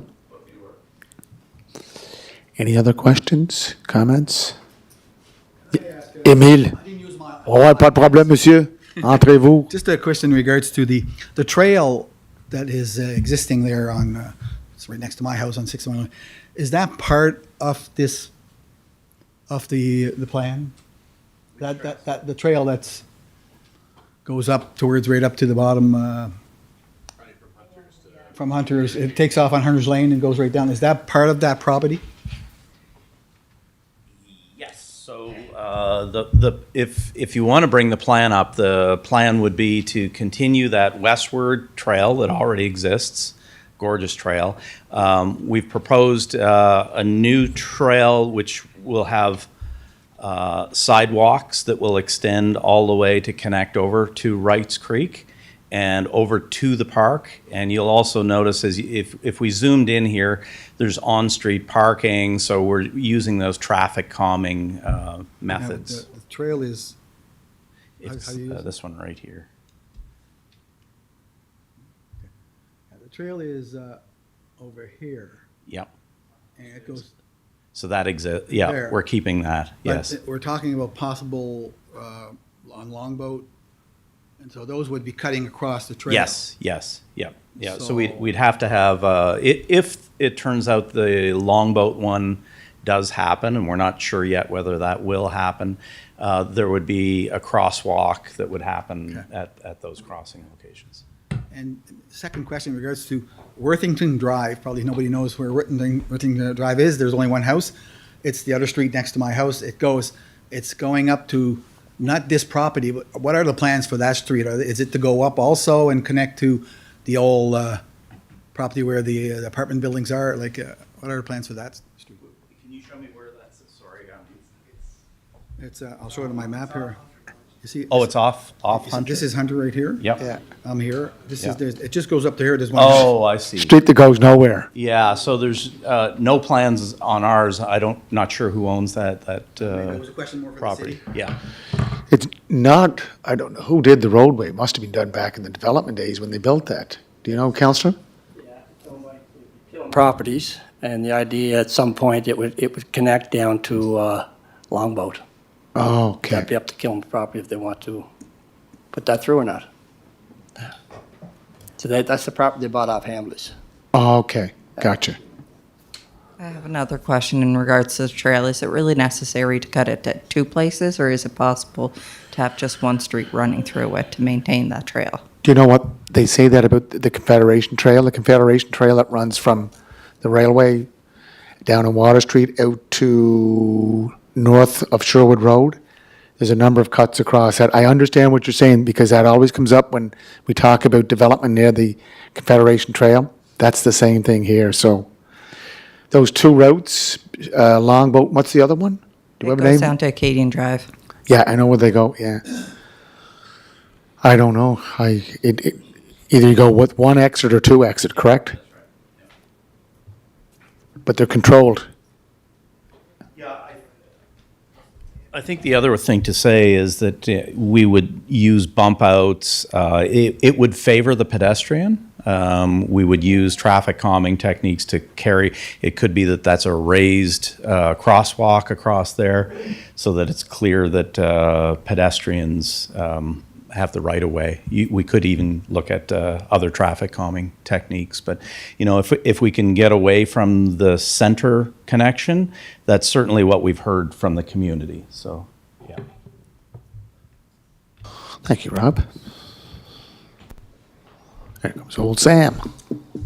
Sam Ferguson, Westcombe Crescent. Hear me okay? A little taller than everyone else.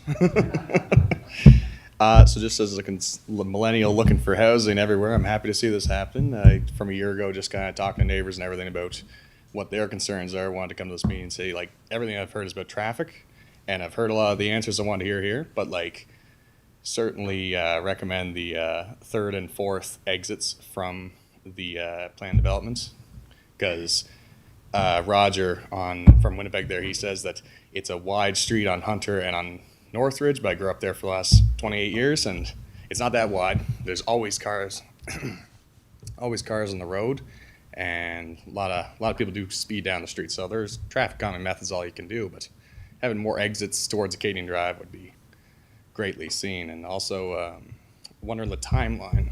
sorry, my voice keeps cracking. Timeline of like phase 1, phase 2, and phase 3 if approved. So 2 questions there, I guess. Rob or Daryl? As soon as you guys get the permits, soon you get going. Yeah, I could talk to the timeline. Obviously, going through the approval process and presenting the community development plan. It is planned to be sort of a 3-phase approach. So you're not going to see instant development. I mean, obviously for the build out for the whole project right away. I mean, this could run depending on planning approval process as quickly as we can move along here. And also would have to do with regards to capacity about planning the build out. Again, we talked about low density, starting with low density. So it would go in 3 phases. So it's difficult to put a real hard deadline on it, but we'd like to get going as quickly as possible on phase 1. And this project could run out, I mean, this could be a 6, 7, 8 year project, depending on approvals and capacity and labor and so on and so forth. But suffice to say, we'd like to move ahead as quickly as possible. But knowing that it all won't happen literally overnight, we know that with what's happening with building right now. So our intent would be to start with the phase 1 with the low density, and that kind of addresses the egress points too.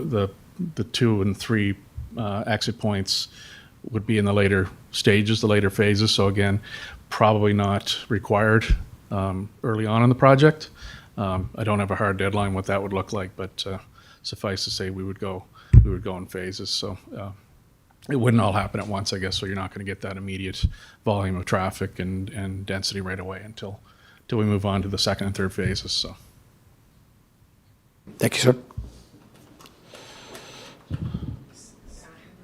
Yeah.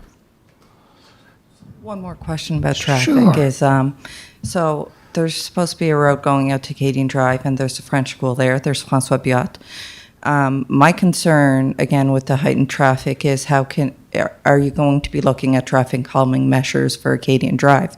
Because currently, again, as it is, it doesn't matter if it's school hours, the cars don't slow down. And you're just going to be putting more traffic on that road, and it's not safe for the kids.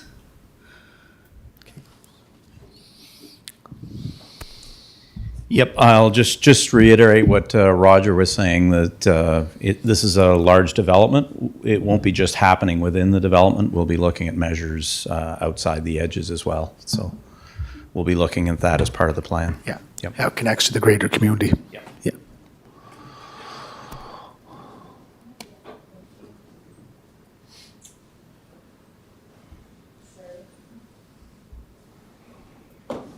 Hi. Hello. My name is Ellen Winnicott. I live in Riverview Estates, and I was wondering about the stormwater retention structures, what they look like, how they work, and in particular, how they would impact Wrights Creek. Is there any overflow into the creek if the stormwater retention structures are filled up? And is there any way to disperse stormwater if they do overflow? I'm thinking of particularly of the stormwater retention structure that's between buildings C and J. If that actually looks like it, if it did overflow, it might empty into a place where there's a bird nursery there, an aquatic bird nursery. So I'm wondering if that could be moved more westward perhaps, where it's a wider expanse of the creek, or if it could be diffused, if there's any output there. Thank you. Buildings B and C, Rob? Yes, thank you for that question. And this is not your typical rock line, rip-wrapped, fenced, engineered structure. This we designed probably 10 years ago, maybe 15 years ago now, the Jonathan Creek stormwater. It feeds a 200-acre urban catchment in Moncton in Centennial Park, which feeds into Jonathan Creek. It's a 6-acre wetland, and if you go there today, you'd be hard-pressed to know that wasn't a natural feature that has been there for a long, long time. So we'll be looking at using native plants and designing these as really ecological features. And part of the plan that we have to do is maintain the pre and post runoff. So we're looking at being able to maintain a 100-year storm as part of this development. So it's a significant amount of water. We'll be using green spaces and parks and all kinds of different hydrological techniques to get as much water as we can into the ground, such that we're not changing the hydrologic regime that's there today. But there'll also be great spaces. Thank you. And as this development progresses, evolves, development concept plans will be forwarded to City Hall, right, David? Through your worship, that's correct. As the phases proceed, yes. Yeah. There'll be lots of monitoring. Okay.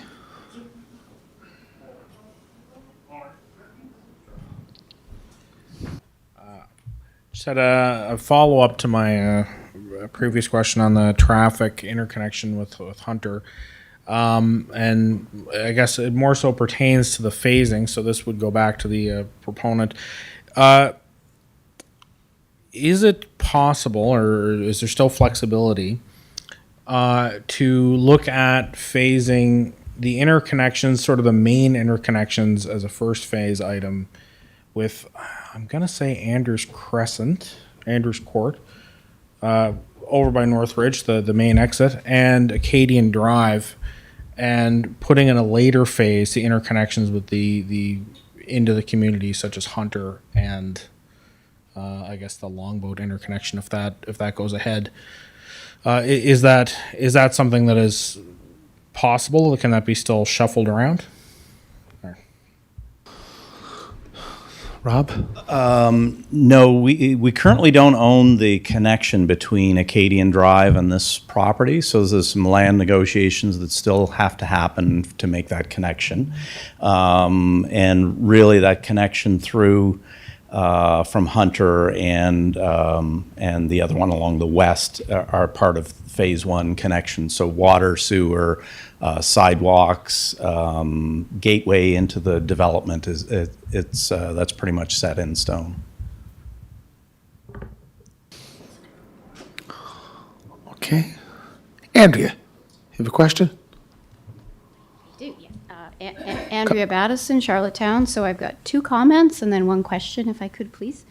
First of all, I'd just like to commend the group on using and expanding natural wetlands to manage stormwater and getting stormwater back into the ground rather than diverting to sewer where it's lost from the water table. So it's nice to see that in projects. It would be nice to see that in other projects that come forward. It was also really nice to see that on your larger buildings you were using step backs at the 3rd and 4th story to decrease the impact to people who are walking. It's a decreased visual impact. And the question is, as this is sort of a greenfield development, the way it's defined in the draft official plan that we're looking at, I was wondering, it's a 2-part question, how many people, I probably missed that, you expect there? And so the question is there going to be any allocation for amenities such as groceries for the people living in this new community that would be within a 10 or 15-minute walk that would decrease the need for vehicles to get in and out of this community? I noticed a lot of questions about traffic, and I might have missed it, but I'm seeing primarily residential units on the drawing. And that's my question. Rob or Daryl? I'm glad you asked that question because you might be able to see, if you look kind of around the village center, there's areas of pink. So each of these buildings, that's meant to indicate the ground floor commercial type uses. And so we're certainly hoping that, we can get some of those types of uses in to make this a complete community so that if people have to go and get milk, they can get it at a store. Again, on-street parking. And you'll also notice that there's not a whole lot of parking lots. There's a lot of underground parking that's been planned into this development so that we don't have large expanses of parking that create urban heat island and stormwater management issues. Okay. Did you have a question, Rory? Okay. Okay. So, Councillor Bernard, did you have a question or clarification, or do you want to thank the? Sure, go ahead. Comment also. Just want to give a comment on the concern on Wrights Creek water runoff, and Michelle touched on it there. That's why we did go to the minister and ask for the 100-foot buffer, the 300 feet, so we could filter out any dirty water, because with that, the lay of the land does run towards Wrights Creek. My question is probably for Roger. So our staff was asked to review these streets also. They come back with some comments, and I know 2 out of the 9 intersections were recommended to be upgraded. But we have streets like Hunter's Lane, North Ridge Parkway, Acadia Drive, and any of the new streets that are going to be built within the subdivision. They're recommending calming measures should be put into design of those roadways with the development to mitigate speeding, cut through traffic, and the effects of increased traffic volumes. I'm just wondering, and I don't know if Roger can answer tonight, but would the province be agreeable, I guess, to cost share those calming measures that have to be implemented? Because we'd like to do that in the very first phase. So whether it's a development agreement or what have you, but I'd like to see the province if they would cost share that. So is it Daryl, the government man, or is it Rob? Thanks for the question. The intent at this point is certainly the government to build out the infrastructure, road and sewer for the entire development at this point to bring it to development ready stage. So the infrastructure, again, being the roads and water and sewer and right up to the planning stage. Would that be right? Do you want to, Rob, just take the mic, please? It has to go on public record. Yes, sorry. I think to the extent that this development is creating additional pressures on other roads, we're going to have to look at ways to mitigate those pressures. Yeah, perfect. Yeah. And we don't know what that is. It could be speed bumps. It could be Well, I bump think outs. you It could could probably be work with our public works staff. I think they have some good ideas. Yep. For that. Yep. Great, thank you. Councillor McCabe, did you have a question? No. Okay, that's someone's phone. Okay. Good. Well, thank you, Rob. Thank you, Daryl. And Roger, online from Winnipeg. Thank you very much. Thank you, Mr. Gudrum. And Rosemary, thank you, but she's going to stay on with us. We got another file to do. Rob's staying with us anyways, right, Rob? And Roger's going to stay. Okay. Thank you kindly. And is there anything about comments? You can put those in, Deputy Mayor, by Wednesday, noon hour. Thank you very much. Have a great evening. I think Trevor McLeod and group are out in the foyer. No, they're awake. We're all awake here. We're here to do a job here, Eleanor. Yes. Okay.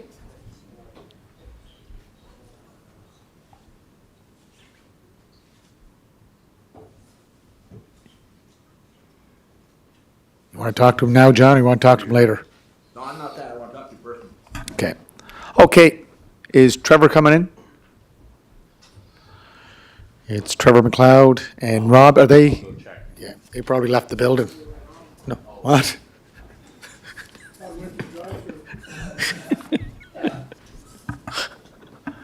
And Mr. McLeod, thank you very much for staying on.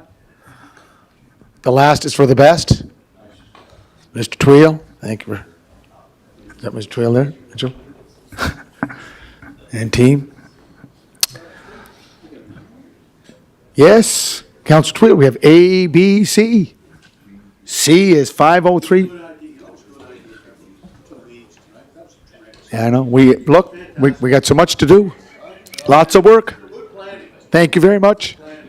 503 University Avenue, PID number 374140. David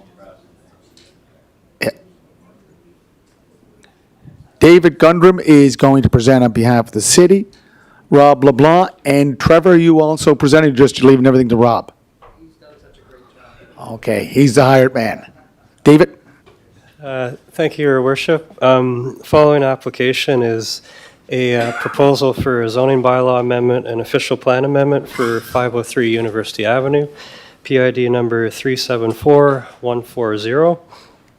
The amendments more specifically propose the following: an amendment to Appendix A, the future land use map of the official plan of the City of Charlottetown, from institutional to comprehensive planning area. And going with this amendment to Appendix G, the zoning map of the zoning and development bylaw, to change the zoning on the subject lands from institutional zone to the comprehensive development area zone. Also, dovetailing with this would be amendments to Appendix B, comprehensive development area parcels and permitted uses of the zoning and development bylaw, as well as amending Appendix I, which is the bylaw revision history of the zoning and development bylaw. So the cumulative intent of these amendments is to facilitate future development of a proposed 8-story, stepping back to 6-story, 257-unit residential apartment building on the subject property. Concept plan of the development is shown on the slide that's up on the screen right now. So it would be a U-shaped building shown here, fronting onto University Avenue to the east, and backing on with a new road connection to Queen Street to the west or the rear of the property. Again, the subject property is located the site of a former private Christian college. It has frontage onto University Avenue to the east. It is located directly across the street from the University of Prince Edward Island UPEI campus. To the north of the site is located existing townhouse development shown here. And otherwise, to the south and the west of the property are predominantly lower density, single attached and semi-detached residential uses. The applicants, the Gray Group, have provided us with building elevations. The following several slides illustrate the proposed elevations. First is the one fronting to the east. This is how the building would appear towards the streetscape along University Avenue. The next slide shows the south-facing elevation. So this is the elevation that would face towards the lower density single-attached and semi-detached units. Next slide is the west-facing or rear-facing elevation of the building. And again, this shows that step back from 8 stories towards University Avenue down to 6, and actually down to a 2-story that's adjacent to one of the entrances facing to the rear towards Queen Street. And the last elevation, this is the north elevation that would face towards the existing townhouse developments that are adjacent to the site. As part of the submission, the applicant's Gray Group have provided a professional traffic impact study. The following schematic shows where the proposed traffic generation from the site is estimated to be directed towards. Approximately 35% of the traffic generated on the site is proposed to exit onto Queen Street to the west, with the remaining 65% being portioned onto University Avenue, which is a major arterial road that fronts directly to the east of the site. And the noted impacts on the local intersections to the north, to the south along Belvedere and University, and Belvedere and Queen. So these are percentage breakdowns of the breakdown of what the site would generate. As part of the traffic impact study, there was 4 local intersections that were evaluated. Out of those 4, it was only estimated that 2 of these 4 intersections would have the possibility for the need for upgrades in the future.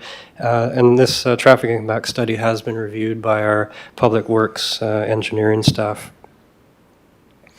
Following slide is just an illustration of the proposed new road connections.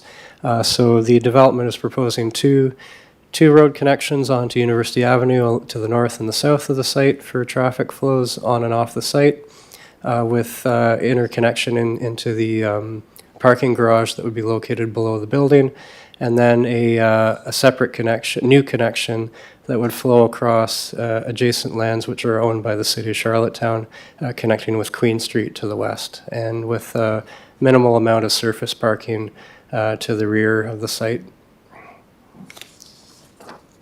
So in reviewing the application with respect to the official plan, the application rather proposes to migrate the existing land use designation of the site from institutional to the comprehensive planning area designation to facilitate the future development. The following 3 sections of the OP were identified by planning staff as having some bearing and connection to evaluation of the application. Section 3.1, guiding settlement of the OP, states that there's promotion of compact form, infill development, and efficient use of infrastructure and public service facilities. It is noted that the proposed development does constitute an infill development as per the official plan. Section 3.2, sustaining Charlottetown's neighborhoods, state that preserving built form and density of existing neighborhoods is to be encouraged, and ensuring that new development is harmonious with its surroundings. And lastly, Section 3.3 of the OP, Housing Needs and Variety, encourages development in fully serviced areas of the city. It is noted that the subject property would have direct access to full municipal services, being water, wastewater, stormwater, and local road networks, and would be in proximity to established neighborhoods. With respect to the zoning and development bylaw and consistency with the bylaw, as per section 44.1, permitted uses for the CDA zone, development in a CDA zone shall be subject to approval by council of a future development concept plan and a related future development agreement. Working site plans and buildings shall be approved by council in future on the recommendation of planning board for each phase of development within a CDA zone. It's noted that this would be a single phase development as put forward. The future site plan and proposed building locations would have to comply with future requirements of the site-specific CDA zone that would apply. Planning staff are of the opinion that given the comprehensive nature of the proposed development as a unique infill project, that the CDA zone and its associated requirements are the most appropriate mechanism and pathway by which to pursue the envisioned development under the zoning bylaw. Further to our zoning bylaw requirements, as per section 3.10.4 of the bylaw, on February 27th, City Council approved a request to proceed to public consultation, which is being held this evening for the application. On March the 4th, 2024, a written notification was sent to all property owners within 100 meters, 328 feet of the boundaries of the subject property. As part of the circulation, a total of 47 letters were sent to residents advising them of the public this evening to request their feedback, response, and comments. And it's noted that to date, we have received no written comments from members of the public. With respect to comments received to date from city departments and public agencies, Public Works reviewed the application, agreed with the findings of the traffic report. They noted that there could be a need for a left turn in lane from University Avenue, and the preference expressed by Public Works staff is that no left turns would be allowed out of the development onto University Avenue. Water and sewer staff have reviewed the application and have noted that the building would require localized boosting for water pressure. They also have noted, and it's not shown on the slide, that there is a high pressure main for UPEI in this area. Parks and Recreation have noted that since this is a redevelopment of an existing site, that no parkland dedication would be required. They also noted that the site is in proximity to 2 neighborhood parks, 1 district park, as well as the Confederation, easy access to the Confederation Trail. And lastly, the Environment and Sustainability Department noted that native tree species should be recommended for planting on the site, and that active transportation measures such as bicycle parking should be integrated into the site design. So following tonight, the next steps would be, after the public meeting, to have planning staff would collect the public feedback and provide a recommendation to planning board, following which this recommendation will be forwarded to council for consideration of a future decision on the proposal. And on that, I'll hand things back to the chair, and thank you for your time. Thank you, Mr. Gundram. Thank you very much. Well done as always. Very thorough. Mr. Rob LeBlanc? Trevor, you want to say a few words? Mr. McLeod, you sure? Okay. Sounds good. All right. Okay. Got a presentation.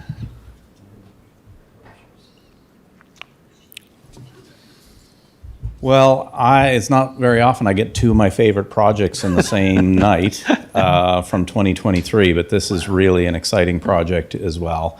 And it's for a multi-unit development on the former Christian College site, right across the street from UPEI. And, maybe I'd start just by talking about the pathway that the federal government has moved with international students. I'm told that at UPEI that the international students represent about $100 million worth of economic development. And so I'm not quite sure how it works in PEI, but in Nova Scotia, the universities are at risk of losing a portion of their provincial funding if they can't find housing. And so this issue of housing near universities is extremely important.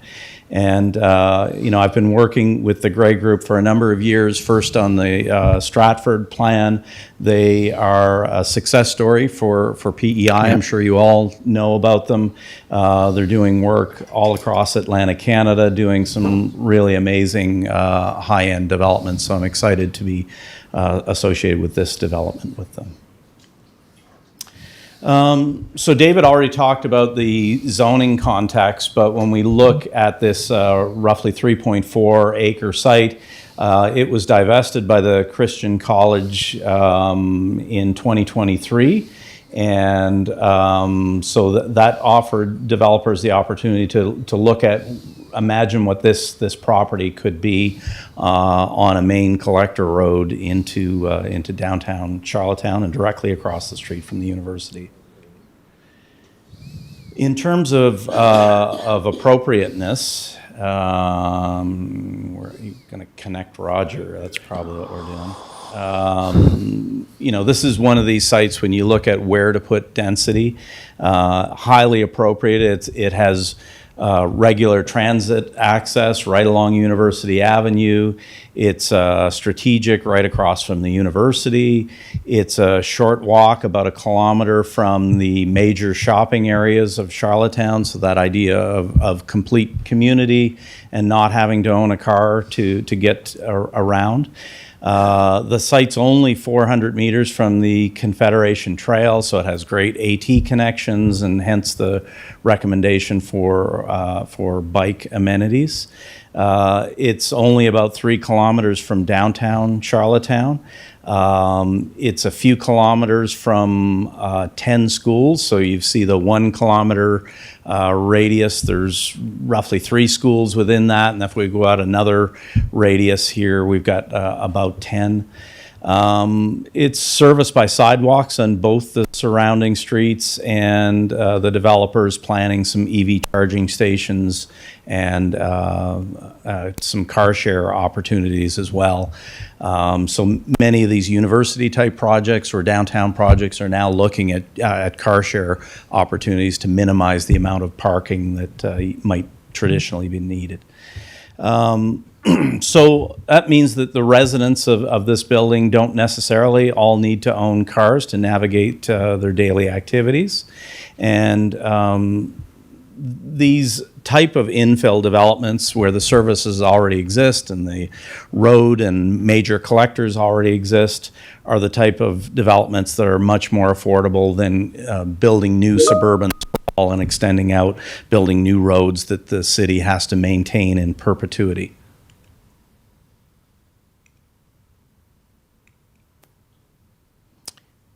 It is stuck there now.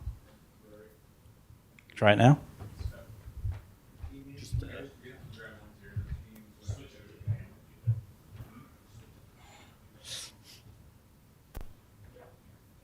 You guys saved all the gremlins for me tonight.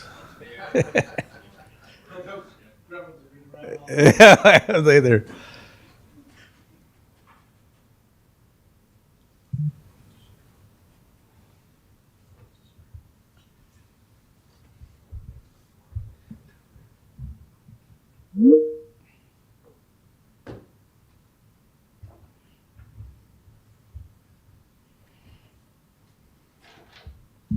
Just while we're waiting, Rob, Yep. University Avenue is the main trunk for our transit system. Yeah, exactly. So it's the ideal. Couldn't be better. Yeah. I told Trevor that too.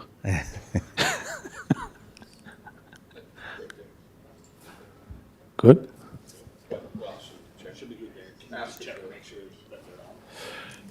Cameras on. Yep. Rosemary, you there?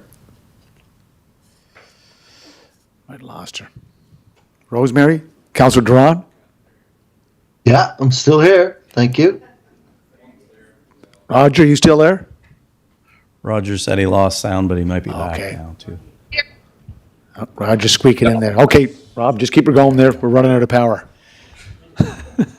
So just to acquaint you with the site, along the western side, there's a 6.1 meter wide utility easement, and that kind of L shapes and then runs along the south side of the property.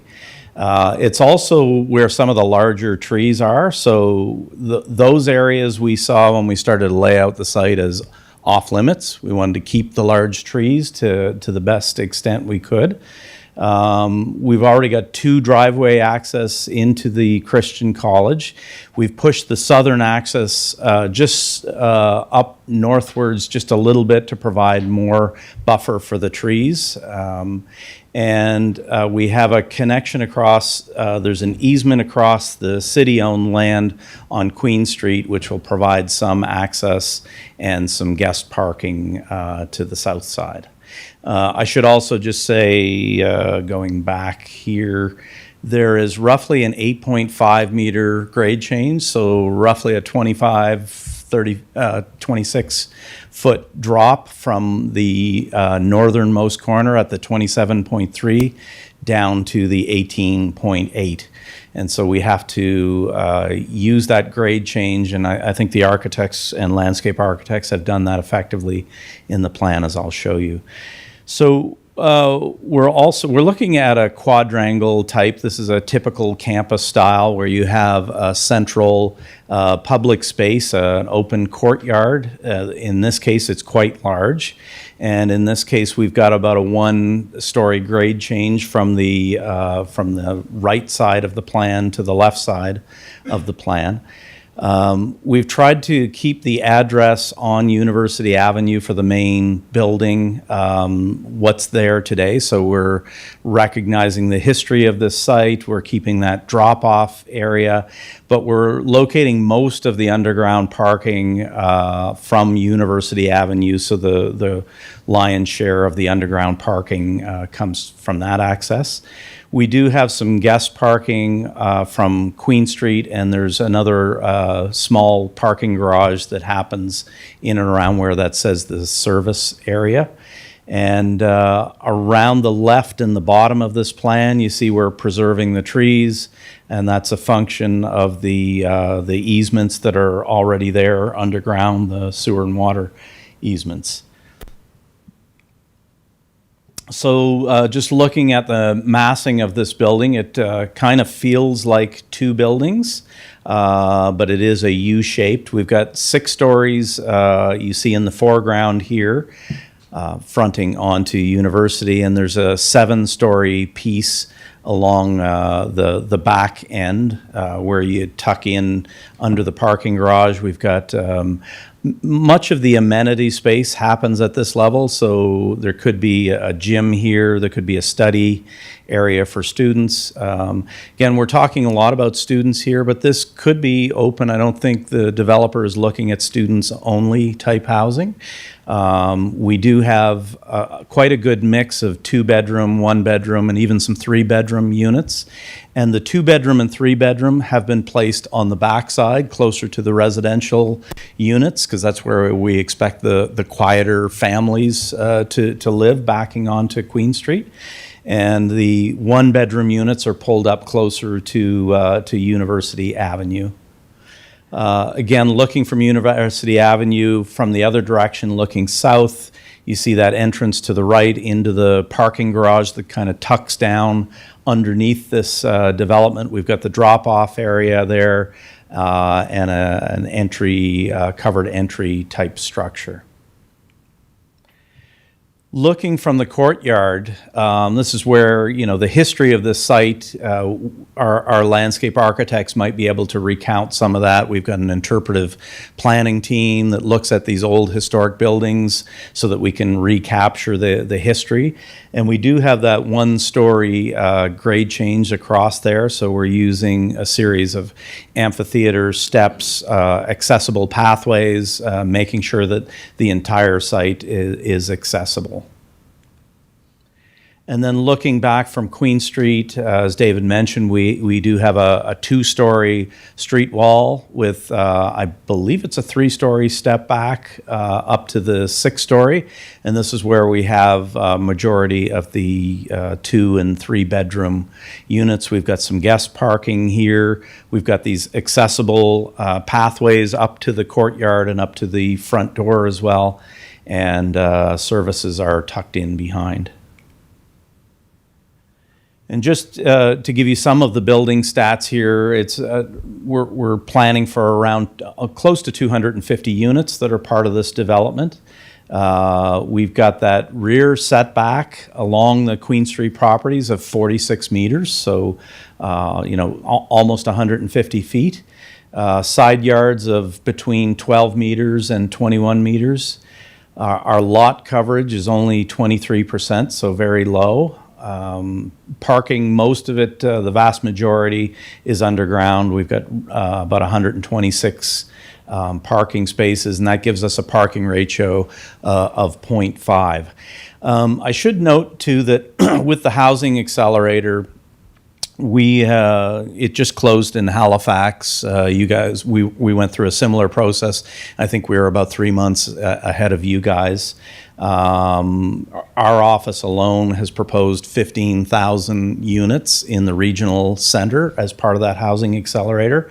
And just, while we looked at an 8-story option and a 6-story in the back, that 8-story tower, if you wanted to look at some additional density, could go to 10 stories. And so I wanted to just mention that tonight, that we might be able to pick up some additional density that could come at the cost of making the parking ratio a little bit lower. But this is a transit-oriented and cycle active transportation development, so the developer, I think, would be fine with that loss. So units about 257. We've got a total gross floor area of 18,000 meters, and we've got over 10,000 square feet of amenity space, almost 15,000 square feet of amenity built into the building, and that doesn't include the outdoor courtyards and spaces.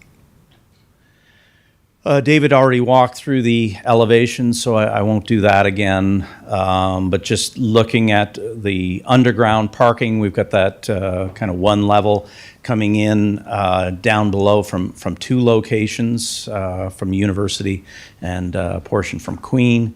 As we move up the site, the site gets higher. So on the Queen Street side, we have that ground floor, a main lobby that comes into that portion of it, and then cuts through to the courtyard. And in behind that, tucked into the grade, is the next level of parking garage. And then as we move up the next story, we see the lobby of the main building on University Avenue that walks right out into, similarly, cuts right through the lobby, cuts through into the courtyard. It's the first thing you see as you walk into the building, and lots of amenity space. Roger, I'll give you a minute or so to maybe talk about the traffic study, if you're there. Yeah, sounds great. Yeah, you can hear me okay? Yep.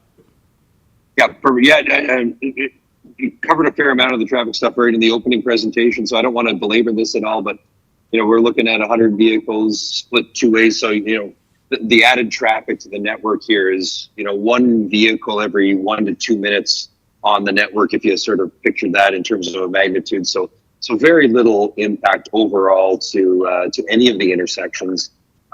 So really everything, when you look at the results of the analysis, everything works about the same as it does today after the development is put in place. The only one that we addressed a little bit, there is 2 long left turn lanes on University Avenue that'll probably just have to be rationalized a little bit in terms of the development. It sounds like city staff already have some ideas of how they'd like that to operate. So very easy things to do. Line painting on the roadway, and that's about it. So all in all, a very easy development to accommodate from a traffic perspective. So I'll leave it at that, Rob, and certainly any questions, happy to answer. Okay, sounds good. We'll just move on from the traffic study piece. I know it's getting late. Sure you can, Councillor Emp. You represent the area. Now you're talking traffic. When you're coming south in University Avenue, your building's on your right-hand side. Yep. So there's going to be one way in, and then you sort of come out on Queen Street? Yep. Is what you're saying? Like, there's not going to be a loop where you'll come in one driveway and then try and get back out No, University Avenue? there's no cut through to Queen Street. No. Is that what you're saying? No, like how many driveways are going to be on University Avenue? 2? Two. So one to go in and then one to go out, Yes, that's right. and they're all right-hand turns. Yes. And then the ones in the back will be going out Queen Street. Yes. That's another option. Is So that what part, you're saying? part of what I think staff was saying is that the exit back onto University, that it would be a right in, right out only, so it would limit left-hand turns going. And one of the things we'll explore with them, I'm not sure whether the city has any shared turning lanes. We've got a lot of them in Nova Scotia. It might be something to explore for this one as well. Yeah, because we know left turn going north. Yep. I'm going to get in there. Unless it was shared. Yep. It'd be pretty dangerous going across 3 lanes of traffic. Yeah, there's lots of precedents for ways to do that as well. So we'll work with staff to figure out the best option. Thank you. Thank you, Councillor Emp. Just maybe the one piece to add on to that, if I just had a second, would be the impacts of the signals directly north and directly south of the development certainly helps with creating gaps in traffic. So not disagreeing that you look at that carefully, but certainly the signalization allows the traffic operations there to operate a little bit easier than it might in some other locations.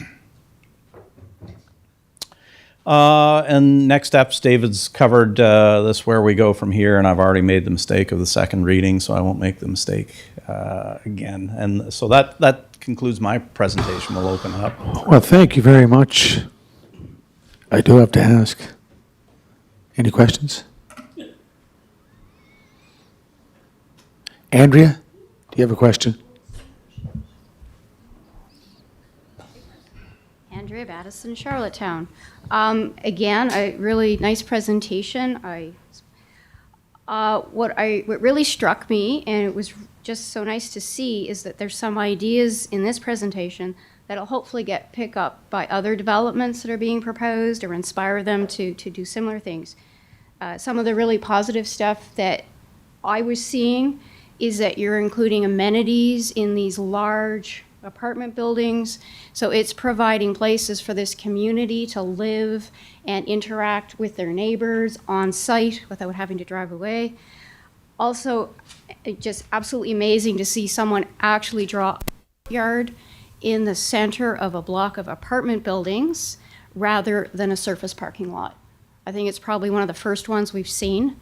And I'm hoping that council can appreciate just how much that provides to the community that's going to be living there. It's a safe place, it's a green space, it's a great place to meet your neighbors and play with your kids, etc. It also seemed to be pushing most of the parking underground, despite the expense, I'm sure, because of the benefits to the community and the people living there. My one question is, I noticed you made a mention to a lowered parking ratio. And I'm just wondering if that means that this project has managed to get some sort of a variance on the minimum parking requirements in order to do that. I'm not sure what a lower parking ratio means, so if you could explain that, I'd appreciate it. Thank you. Ron? Or Rob? Well, thanks for the comments. And a lowered parking ratio, really, a lot of cities, including Charlottetown on the waterfront, are starting to move away from required parking. So parking minimums, it used to be that everybody, you would, for a development like this, you would have 1 or 1.5 cars per unit. And there's been a push, especially on transit-oriented developments where there is transit, to make sure that there are good bike amenities. So we've got Class A bike storage in the building. We've got Class B bike storage outside of the building. And we're encouraging residents to use bikes and transit as much as we can. So a lowered parking ratio at 0.5. If this were kind of a suburban site, that might not be as practical. Developers like to have 1 or 1.2 spaces per unit. But on these kind of urban infill sites, and especially near universities, a lower parking ratio is where modern cities are trying to move. Especially if you have a transit just right in front of you. Yeah. Hensley Green development is a courtyard, Andrea, just in your backyard. That was one of the first. Okay, questions? Comments? No? Councillor Beck from Ward 3. Yes, sir. I want to understand that a little bit more on the, because Andrea's question is, does it require a